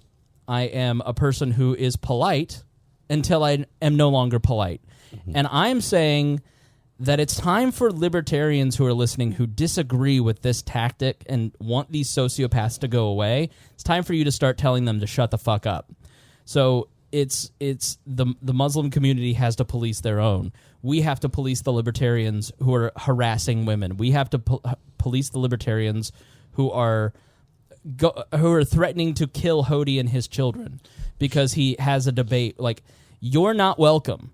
Like, there has to be a point where we start saying, and stop being so desperate for everyone to like us, because when you're desperate to be liked and desperate for anyone to join you, you let anyone join you, and then the lowest common denominator ruins your movement.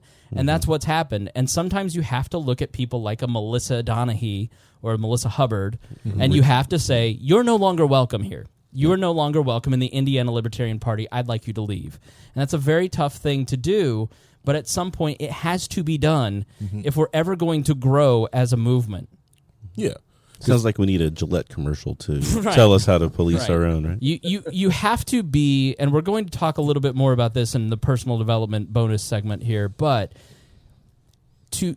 it is good to be nice. Yeah. But at a certain point you have to, like Jordan Peterson says, put your foot down. You have to be a monster that has yourself under control. Well, it's like they did to Richard Spencer when he showed up at that conference. You're not welcome here. Yeah, just don't leave. He's not welcome. Yeah, you're not welcome here. Well, it's the same thing you watch on, like, I don't know if everyone watches any of the Kitchen Nightmare stuff like that. They'll go into restaurants. They're like, well, this is the recipe that we've always used. The regulars like it. It's like, yeah, but you've got to change this recipe so we get new people in here. Right. You know, if you just want to play to these 5 people, go ahead. You'll go out of business. Well, that's what I was talking about, too, is we have a message. A lot of people have this message that reaches 5-10% of the people, but it's those people that are easily attracted to it who are the sociopaths, the backwards. I am not talking about the people that disagree with you. I am not, like, if you're involved, if you're at the level that I'm at in the libertarian movement, not trying to make myself sound important, but I do have a certain level of experience at the party that has gained me some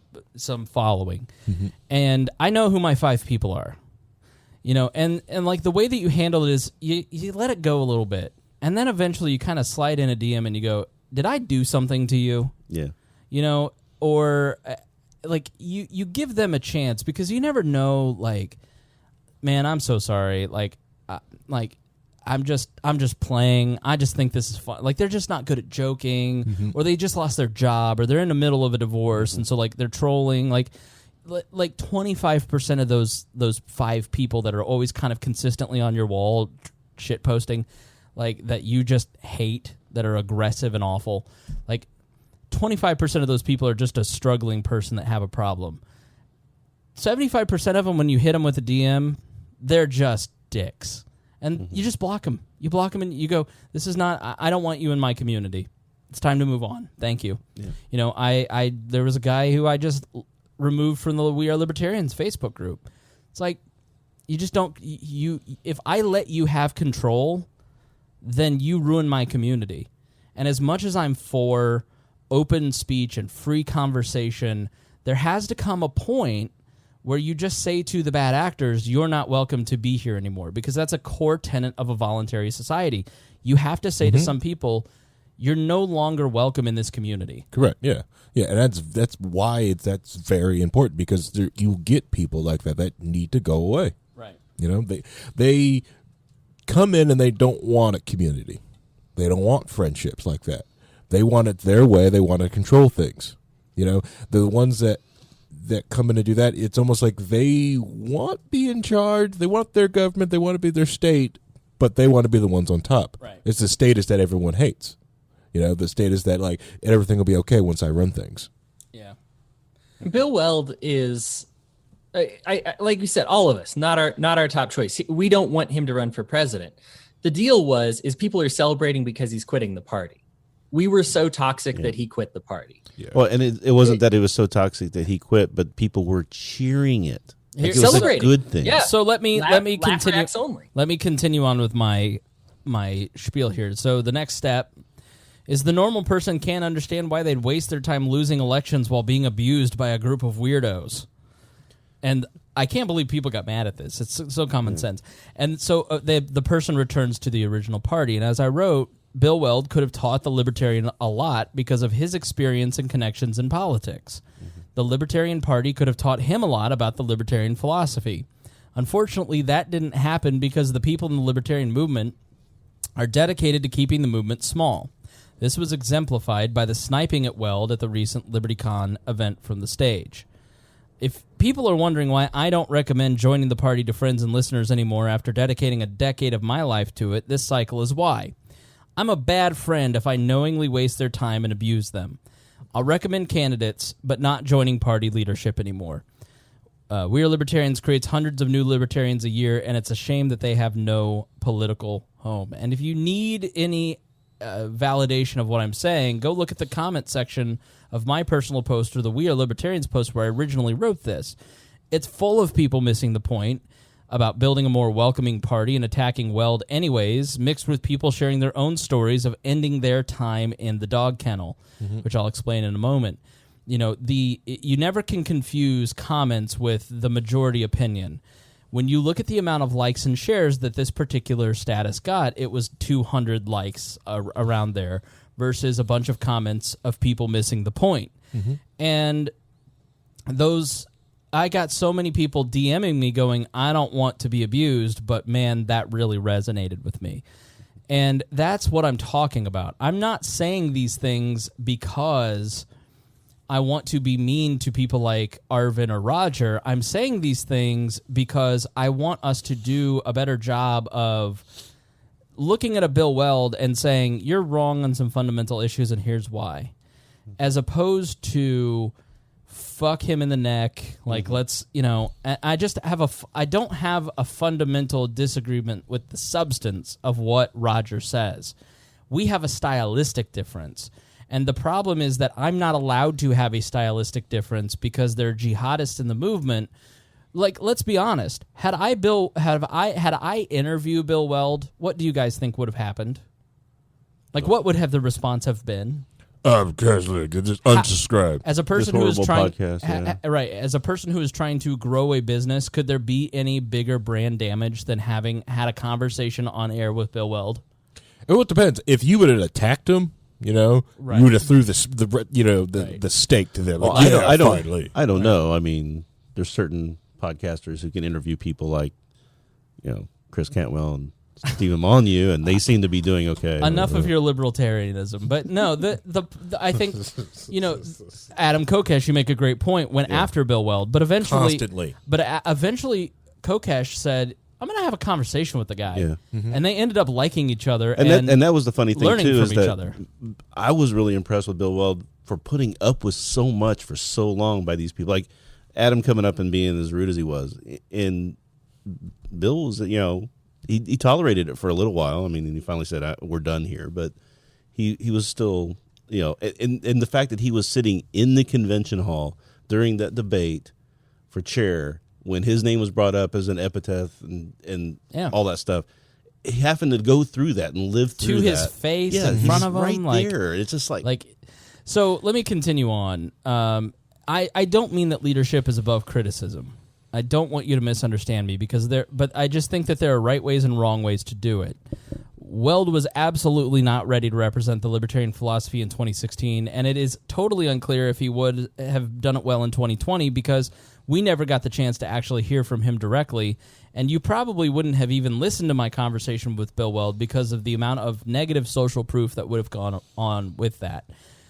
So I actually, as a person who believes in open speech, believe in telling these people to shut up, because if you can't actually listen to a person, or you're unwilling to listen to a person and what they say and disagree with them in a fundamental way, then you're the problem and not Bill Weld. So there are a ton of people that are new, and this is a key thing that libertarians have to understand. There are a ton of people that are brand new to libertarianism because of the Johnson-Weld campaign. I talk to them all of the time.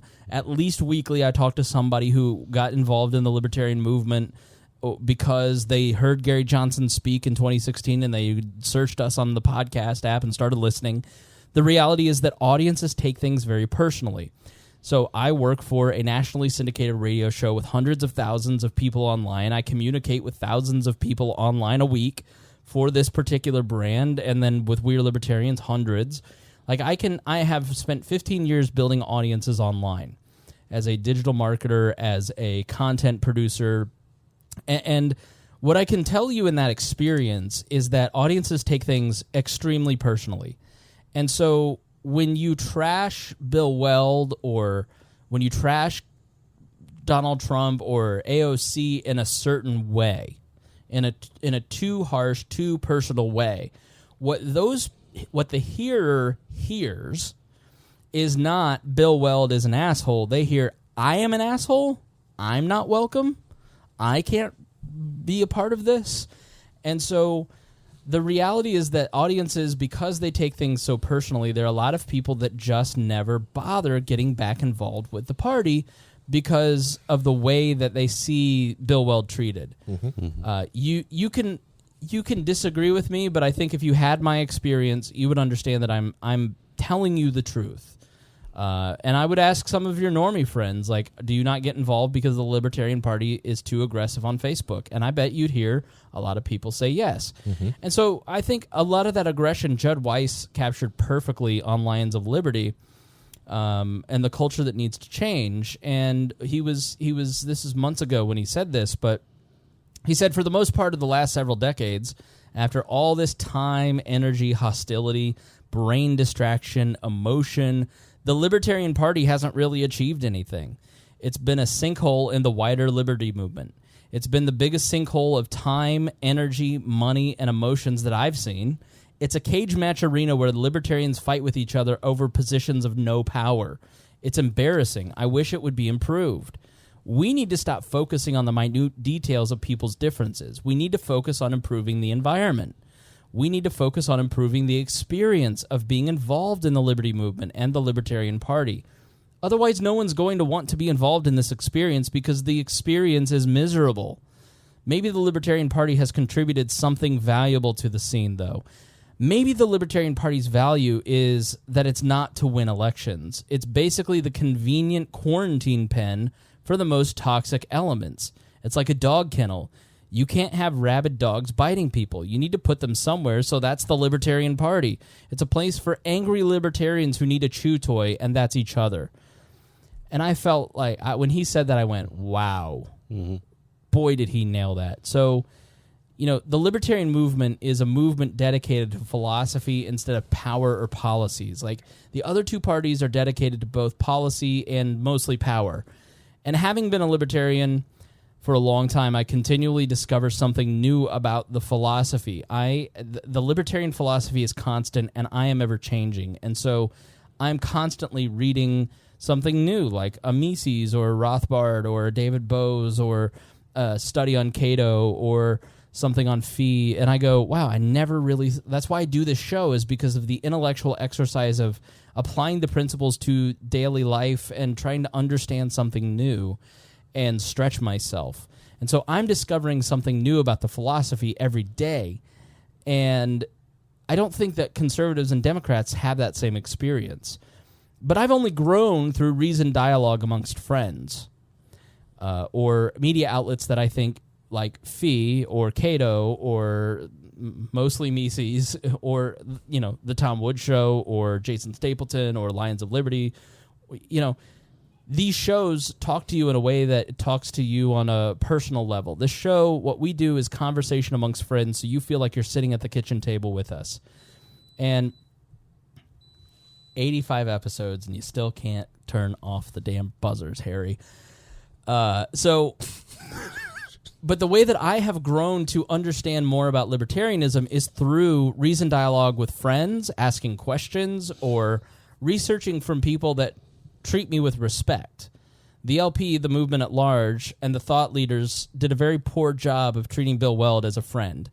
And either the party makes a space for competing ideas and new people and open dialogue, or it dies. And so I think we're at a point as a podcast where I can't recommend to you to get involved in the Libertarian Party.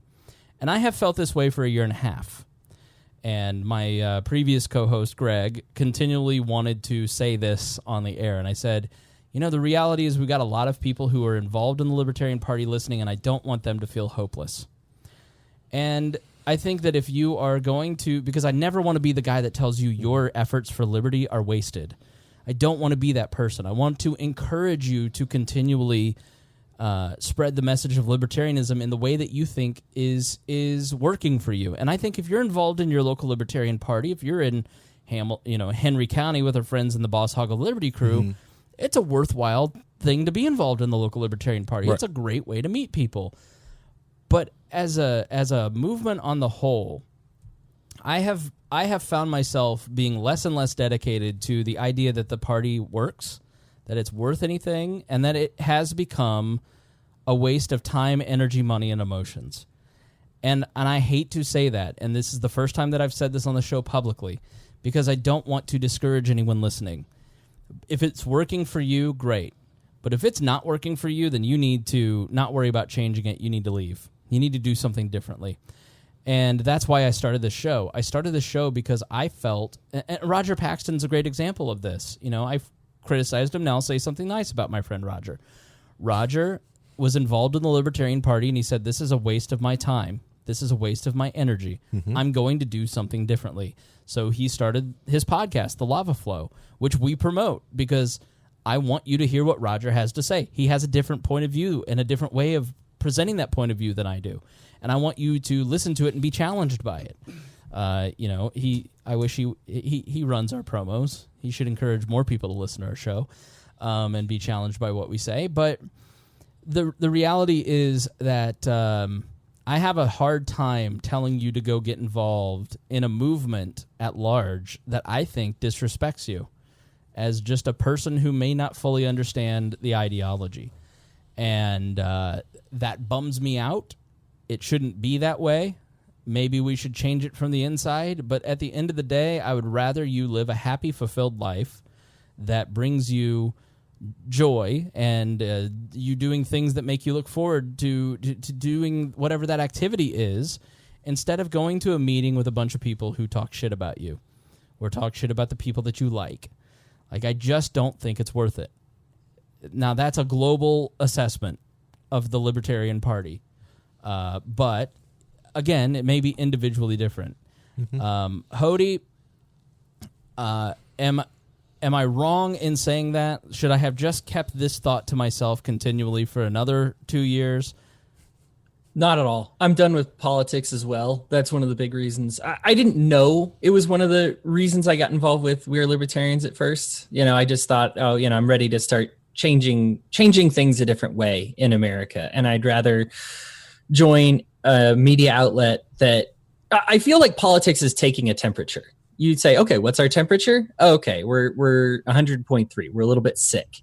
Okay, we've been sick for a very long time. But I feel like politics is a way to take the temperature. It's okay to be passionate about taking that temperature. I'm not against that.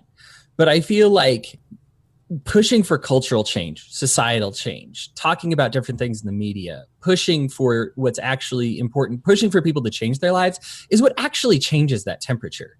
I don't believe, and just by virtue of them being a political party, I just don't believe that that's the best way to change a temperature.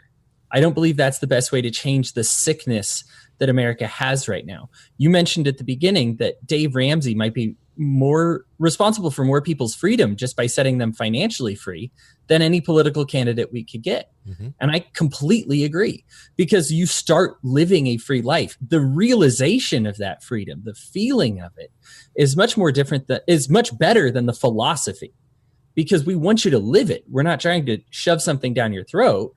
We want you to actually get there, because when people are free, they think differently.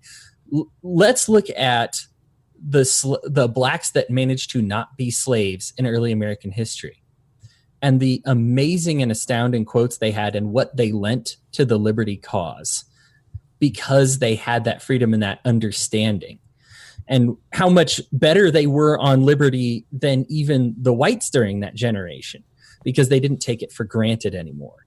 If you are in debt, you know what that feels like on your finances every month. It drags you down. And so when you are out of debt, it's a totally different mindset between somebody who's never been in debt.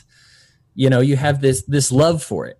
So what I'm saying is I am glad that you're saying this, because I think it's something that we need to talk about. It's something that you and I need to talk about more in depth. I just am done with politics entirely. I'm done with trying to change the way I take people's temperature to try and make it look like we're okay. We're not okay. I want to be part of this network, and I want to do things that change the way that people feel, instead of just telling them, hey, isn't it great over here on the other side? Oh, they keep rejecting it. And that's how I feel about libertarian politics right now. I mean, that's just it in a nutshell. This is even aside from the Bill Weld thing, which, as far as people getting treated like garbage, absolutely. I mean, the Libertarian Party has lost the fight on social media as far as toxicity goes. It's just, maybe you could think that you can claim it back, but for now it's just destroyed. And it shows up at the polls. You can think you can win on social media, but it doesn't pan out. It doesn't really, social media doesn't drive votes. It's not there as a social media professional who makes a living at it, who has watched hundreds of candidates over the last 10 years pour money into trying to win on digital. It doesn't make a dent. Ask Austin Peterson how often digital translates to actual votes. It can count against you. It can right. It can ruin you, but it's not going to get you in there. Rhinehold, you are probably the most staunch on the panel today of people you've been a long-time libertarian person. Am I an asshole? No. I mean, Harry says in general, but on this particular. No. So everybody, and I've seen this happen over the years, is that people need to step away for a while.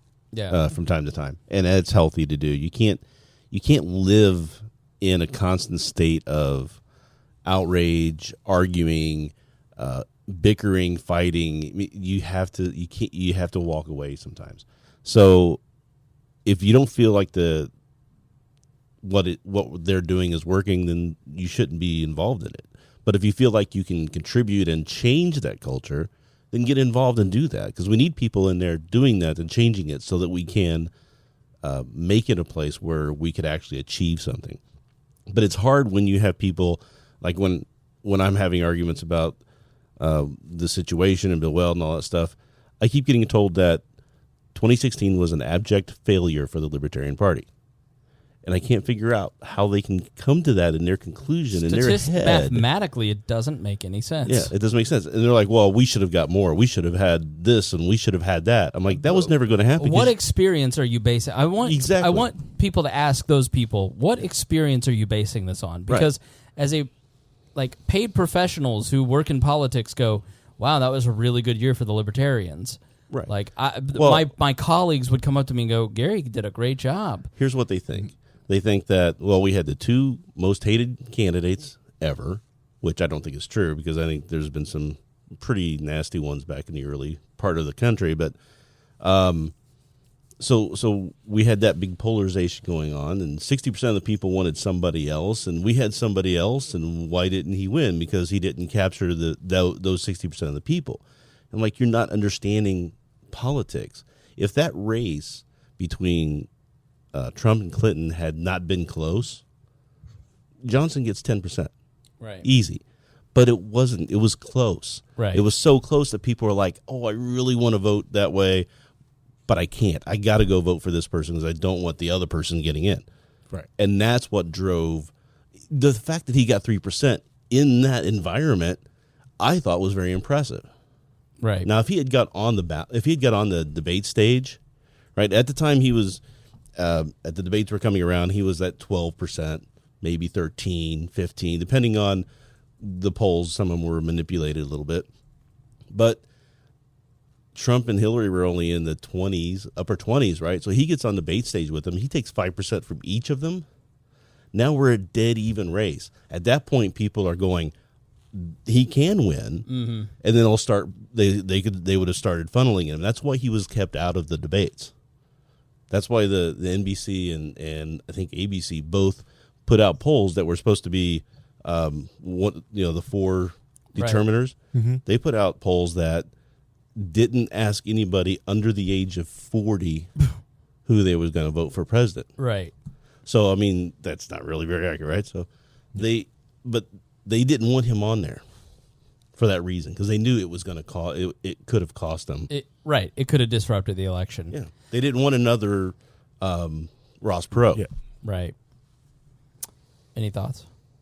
Let's see. I think you can save it for your final thoughts. I was going to say I just thought we hit it on the head that you are an asshole, but we're all in agreement. It's on tape. It's on recording. You know, and you're absolutely correct, because I think when Johnson ran in 2012, no one said a damn thing about Gary Johnson. We had 2016. Yeah, people were like, "Can you tell me about Gary Johnson?" Wall put out a Gary Johnson podcast in both elections, and I would basically go to YouTube and rip the audio and put it onto a podcast feed, so when people search Gary Johnson, he'd pop up, and maybe they'd find their way back to We Are Libertarians.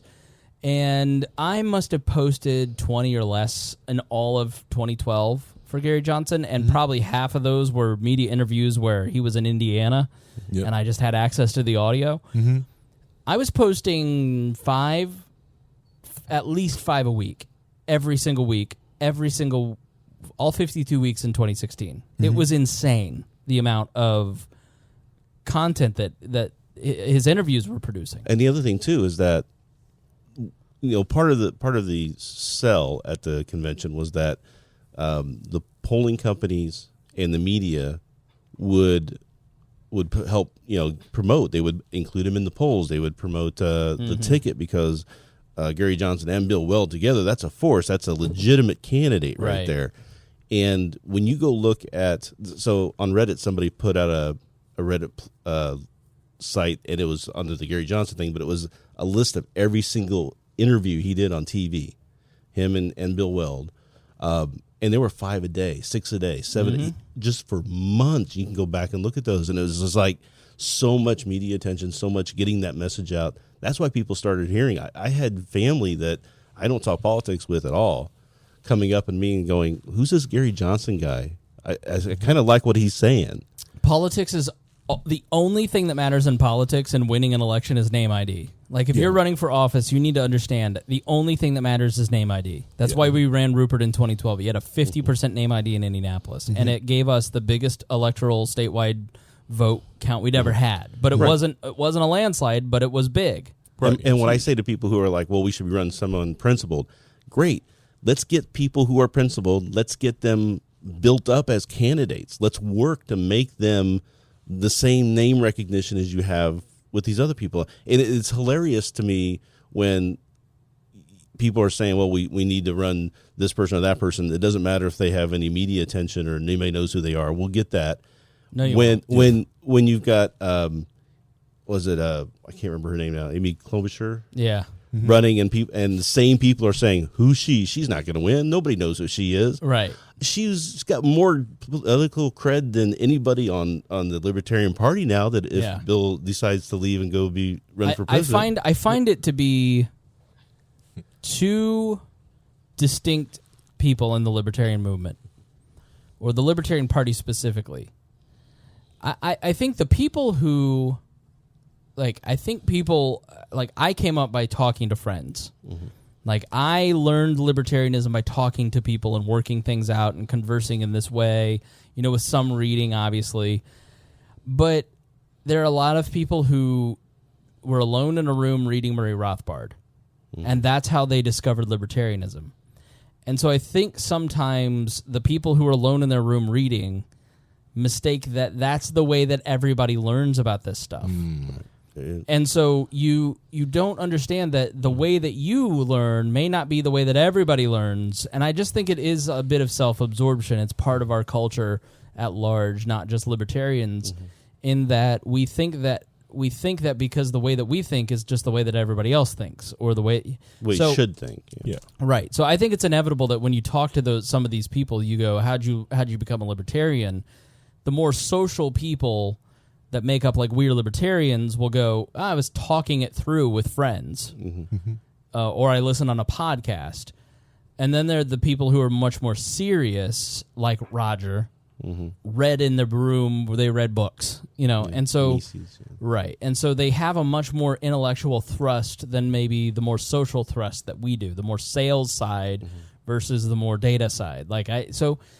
And I think there's places for all of it. It's just that you've got to let the Rogers of the world, like Roger promotes me and we do a podcast together because Roger understands not everybody's me. Like Roger, I'm picking on him, but Roger gets it. Like otherwise Roger and I wouldn't, like I genuinely care for Roger and I think he's a good dude. Like we just have disagreements on the style. But, the Rogers of the world, the black and yellows, have to just understand that some people like to talk things out loud and get to new conclusions. Like, you can't call them idiots for not understanding what you... Don't you fucking read me?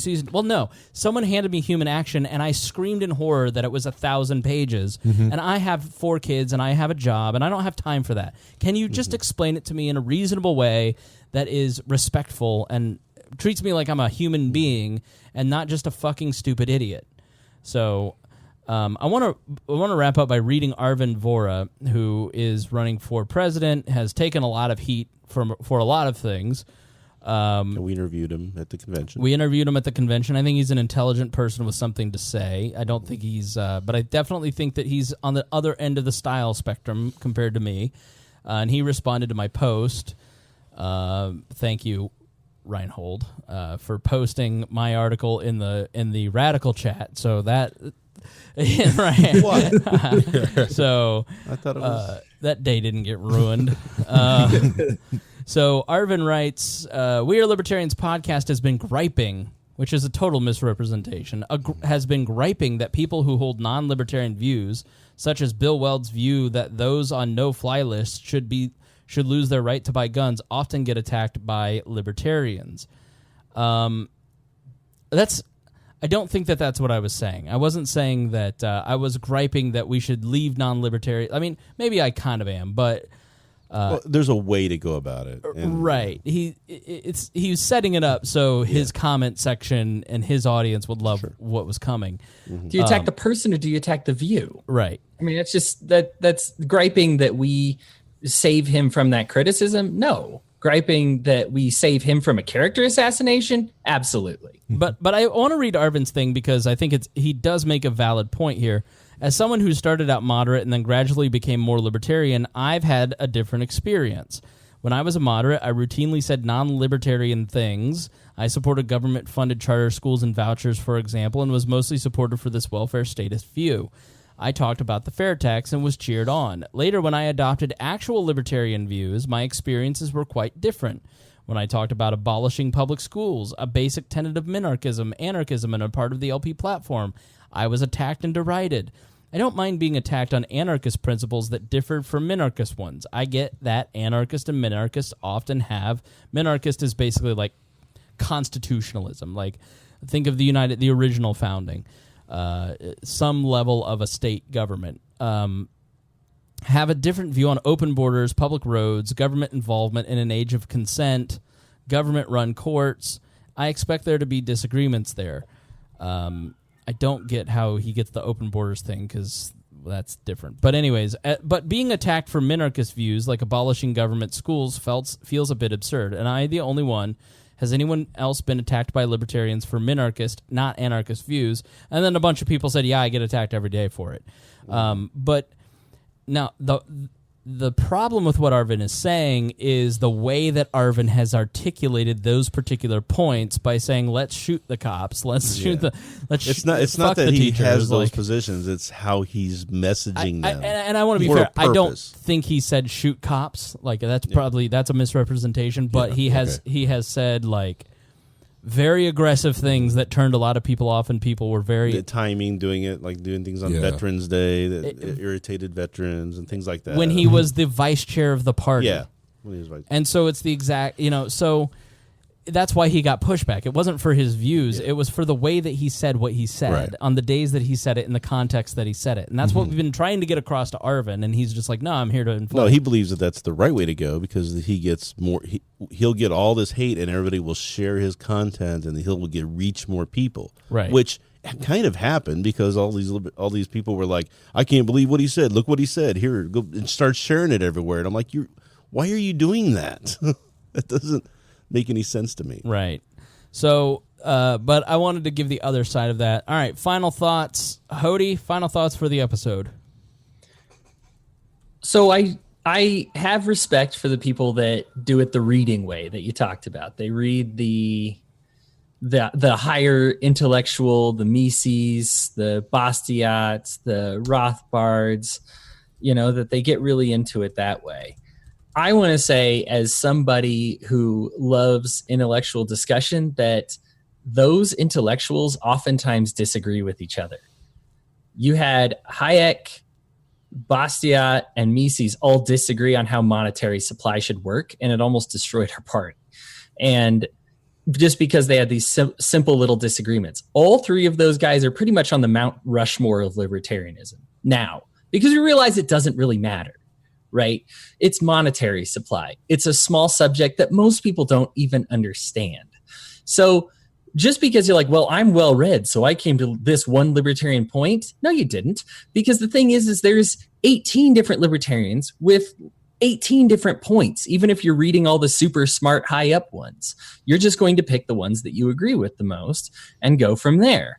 So you should not belittle people and this even includes myself. And I love reading, and I'm a well-read guy, and I'm a well-learned guy. But the way I got to the libertarian philosophy is by saying good ideas and bad ideas. And my good ideas didn't get corrected. My bad ones did. And eventually I just was like, okay, I think I know how to say good ideas. And I'm, but even then I still say something that's controversial. Maybe I've been thinking about this a little bit, and I get it honed, and it comes back towards that liberty direction. Look, if libertarianism is the correct philosophy, you don't have to harass people out of it. You don't have to slam them or make fun of them or assassinate their character, because it will win. Because simply you state the idea. How do you like? You may not have a gun to somebody's head, but how do you argue for non-aggression by using aggression? Right. I'm going to be hostile towards you. I mean, we got the NAP. Oh, I won't physically assault you, but get ready for this brutal verbal assault I'm going to give you. And it's like, well, look, the whole point of libertarianism, it's not anti-government. It's not anti-state. It is pro-liberty. It's a maximum amount of liberty. The goal is to have a world set free in our lifetime. That's I believe the motto, right? And so we say you should love liberty. The non-aggression principle, it shouldn't be something holding you back. It shouldn't be like, oh, I can't physically slug this guy, but I'd love to do it. This is something that you should love to do. It's something that you should embrace. You should say, well, of course I wouldn't assault the guy. I love the guy. Guess what? If you continue to be an a-hole, you kind of prove why people think that some government is needed. Because they say, well, you've already proven to me that only because you aspire to this non-aggression principle will you not hit Bill Weld in the face. All right. So obviously you need some kind of rule that says, hey, you can't hit people in the face. So you need to be a loving, caring, nurturing person.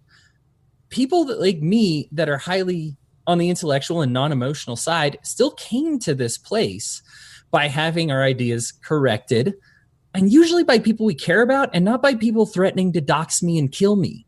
I mean, those people in the debate that threatened to kill me and threaten my family, I don't pay them any credence. I don't even know what they said. You know, I stop as soon as they say, oh, I'm going to Utah. I'm going to find where you live and kill you. And I'm like, okay, well, I better make sure my guns are loaded. You know, I don't look and say, well, why is this person intellectually upset with me? So when you're all angry about Bill Weld or what, you can dislike the guy. We have plenty of disagreements. Chris, you are one of his biggest critics on this show.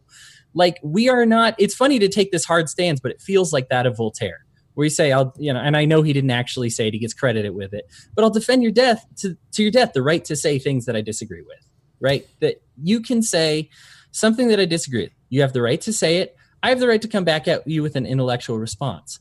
I made a lot of friends from that debate that disagreed with me, that add me to their friends, and we've had some discussions that have helped change my views because they did it in an open discussion, and now I understand their views a lot better on how they feel about the issue of voting. But it wasn't because they threatened to kill my family. And so this is exactly it with Bill Weld. Sorry, Hodey. So I'm gonna get to the end of it. Hold on. No. I just belched. It wasn't you, it was me. Oh, you're good. It was the hamburgers. Here's the thing. We have a guy that was famous as governor for lowering taxes and increasing revenue, which is something that people feel like is a unicorn all the time, but he did it in Massachusetts. We had somebody who went after public corruption, went after problems in the legal system, went after all these bad things, professed these other good things. And what do we remember him for? Oh, he likes to take your guns, even though he changed his stance on that, and he vouched for Hillary Clinton, which is a matter of semantics on how you want to view an endorsement. But he belongs in the Libertarian Party, and he's now a Republican. So think about that. The Republicans have gained a person because we are so toxic. The Republicans gained a person that is for lowering taxes, has changed his stance on guns, so we don't got to worry about that anymore, right? Pro-gun, anti-government corruption. They gained somebody that could have been an asset to us, or that was an asset to us. I'm not saying I wanted him to be president, which everybody assumes when you defend him. But what I am saying is let the guy stick with us instead of trying to toxic him out. The people that come at us and say our candidate was better, they have public intoxication problems. They've had oopsie racist memes. They've had, these are just huge glaring problems. And so to say, well, you know where Bill Weld used to stand on guns, right? I mean, come on. Like you said, people relate to them because they say this guy represents me best. And so when you just totally dump on them, you totally dump on everybody that feels well represented by him. It's not a good way to do business. There should be a pro-liberty, pro-love movement and not an anti-government, anti-love movement. Pro-violent. Pro-violence. Yeah. So as a person who feels first and thinks second, the opposite of you, I just don't get to that point a lot of time. I go, okay, all right, fuck you. I'm out. Fuck you. Yeah. You know what I mean? Like you just, and what I think a lot of libertarians are like you, where they think first, feel second, if you feel, and they don't realize that there are people like us out here who are going, why is he being mean to me? Like the intellectual rigor of it never enters into their brain. They're just looking at the hostile way that people are talking to them, and it's a huge problem. And it's a lot of it's Facebook groups and creating echo chambers. I think Facebook groups largely have been hugely detrimental to society. Except for ours, which is really pretty tame. It could use more memes, to be honest. But well, I kind of chased out all the. All right. Yes, you did. You've ruined it, Rhinehold, with your liberalism. Final thoughts. Well, one thing is I find it very interesting that knowing what the GOP did to Bill Weld, how bad did we have to treat him to make him even consider going back there? The hilarious thing are all the people going, oh, he promised to be in the Libertarian Party for life. Like, and then you did everything. Like, he's a human being, I think people think, oh, this is an avatar that I can just jump my feelings on. Like, this is a human being who has self-respect at and some level. He stayed longer than any of the other candidates in 2016. Yeah. Austin, 2 years later, was running as a Republican. Mm-hmm. And McAfee was out doing whatever, McAfee things. Right, McAfee things. Perry, he's a lifer. He's lifer. And I going to the convention, I learned to I really started to respect him a lot more than I did during the 2016, just because I saw his dedication. And that's the thing, is you see people dedicated to stuff. Bill Weld in 2018 endorsed dozens of libertarian candidates, raised money, called them up, raised money. Yep. Laura Epke has a great comment that she made where when she made the switch, she got a call from him saying, "How can I help?" Right. So he was helping candidates. He was doing the work and sticking with the party, even though the party was many in the party was treating him horribly. And we even had one chair candidate who was using him to try and get votes and try to gain power. We had a caucus who's trying to, do the same thing. And it's just the problem is Bill Weld could have never run next year because it would have been it would have ripped the party apart. It would have, and I don't think he should have run. He's 77 years old now. He's very boring. He's not going. I don't think he's going to see. Everybody's assuming he's going to run for president. He's going to make that announcement on Friday. I don't know that. I don't know if I suspect that he will. But I think he's probably kind of figuring that he's too old to be doing this. Bill Weld is responsible for former House Speaker Boehner supporting marijuana legalization. Yeah. So that right there, Bill Weld lobbying a former Speaker of the House who wields immense power is now an advocate for something that we believe in. And it's because of Bill Weld. He never gets credit for that. And that's, I think, the point of this episode is that there's shades of good and bad in everybody. There's things that people do or don't do, and you never get to hear Bill Weld could be instrumental in getting federal legalization of marijuana. You're never going to get people giving him that credit, and he should get that credit. Right, because him and Gary Johnson were doing that in the 90s when nobody was talking about that. Right. Yeah. Well, yeah, because it is a shame, because with him coming and crossing over and crossing that line, he may didn't want to be in the Republican Party, wanted to be in the Libertarian Party, and he still speak Republican. So as you change him, he still has his foot and speak like the Republicans. Yeah. So he also helps get those other Republicans that are over there. You're like, well, I don't know. I heard those guys are dick. No, they're not. Come on over. It's fine. I am having a great time over here. That could have happened. That we could have had, how you say you want Justin Amash or Rand Paul to come over to the Libertarian Party. Why would they? After they saw what you just did to people who are arguably more libertarian than some of them are. Right. Rand's probably never ever going to go to, why would I go over there? You saw what they did to him? What they're going to do to me? Apart. I titled my article, Bill Weld left the party, and I don't blame him. Yeah. I need to read for my final thought, the rebuttal that I wrote. I was very proud of myself. Yeah, and I'm also glad on this episode we got to all agree that Dear Leader's an asshole. What? I'm tired of being treated this way. I'm taking my toys and going home. Oh, wait, I own your microphone. Get out of my house. Every time you call him an a-hole, he turns the thermostat down just a little more. Just so you know. Rhinehold, turn that down to 66. I'm also glad that Hodey gave us our Black History Month fact for the month. Which was? Just talking about actually just glossed over free black speeches in the age of racial slavery in the United States. I would think I was getting my charger at that moment. My computer was dying, and Hodey was making this great point, and I was like, well, if Hodey wants to keep making this point, I better walk away. Anything else? The other thing is, I think one thing, like the people that are in the Libertarian Party, that they see these Facebook libertarians, honestly, it's like when they start going about, like I feel awful for them, because there's like a lot, as all of them are there, I'm like, wow, can you imagine if all these guys actually paid dues and showed up to meetings? The Libertarian Party would have a lot of money. But they don't. They sit on Facebook. $25 a Right. year. That's not a lot of It's money. not a lot of It's money. not a club. Stop focusing on membership. Get people elected. That's what people care Exactly about. right. Yeah. Nobody cares You about get how many people members elected. you have. You get people elected. You have more people join the party. Right. I'm just talking about just having cash in the bank to do No, stuff with. I Well, get you. Yeah. not having to do the ballot access fights is going to be the biggest deal for 2020. But that's going to be huge. It's going to be massive. But And I'm afraid we're going to lose it all. We're doing the same thing we did with Berglund back in '84. Mhm. You know, we lost 20 states, and because we had 50 ballot access, then we went down to like 20 something, and it was just, I don't know. We've had this fight. We've had this fight before. We can't learn from history, and it just frustrates me. And the one thing I really want to do, and this thing goes out to work for Chris Spangle, that I want you to go out and get this opinion from. Ask Rob Kendall how he feels about what happened to Bill Weld. Yeah. Because that'd be good. Get on the air, yeah. Yeah, because now it's like, all right, Rob was putting his toe in, playing around with it.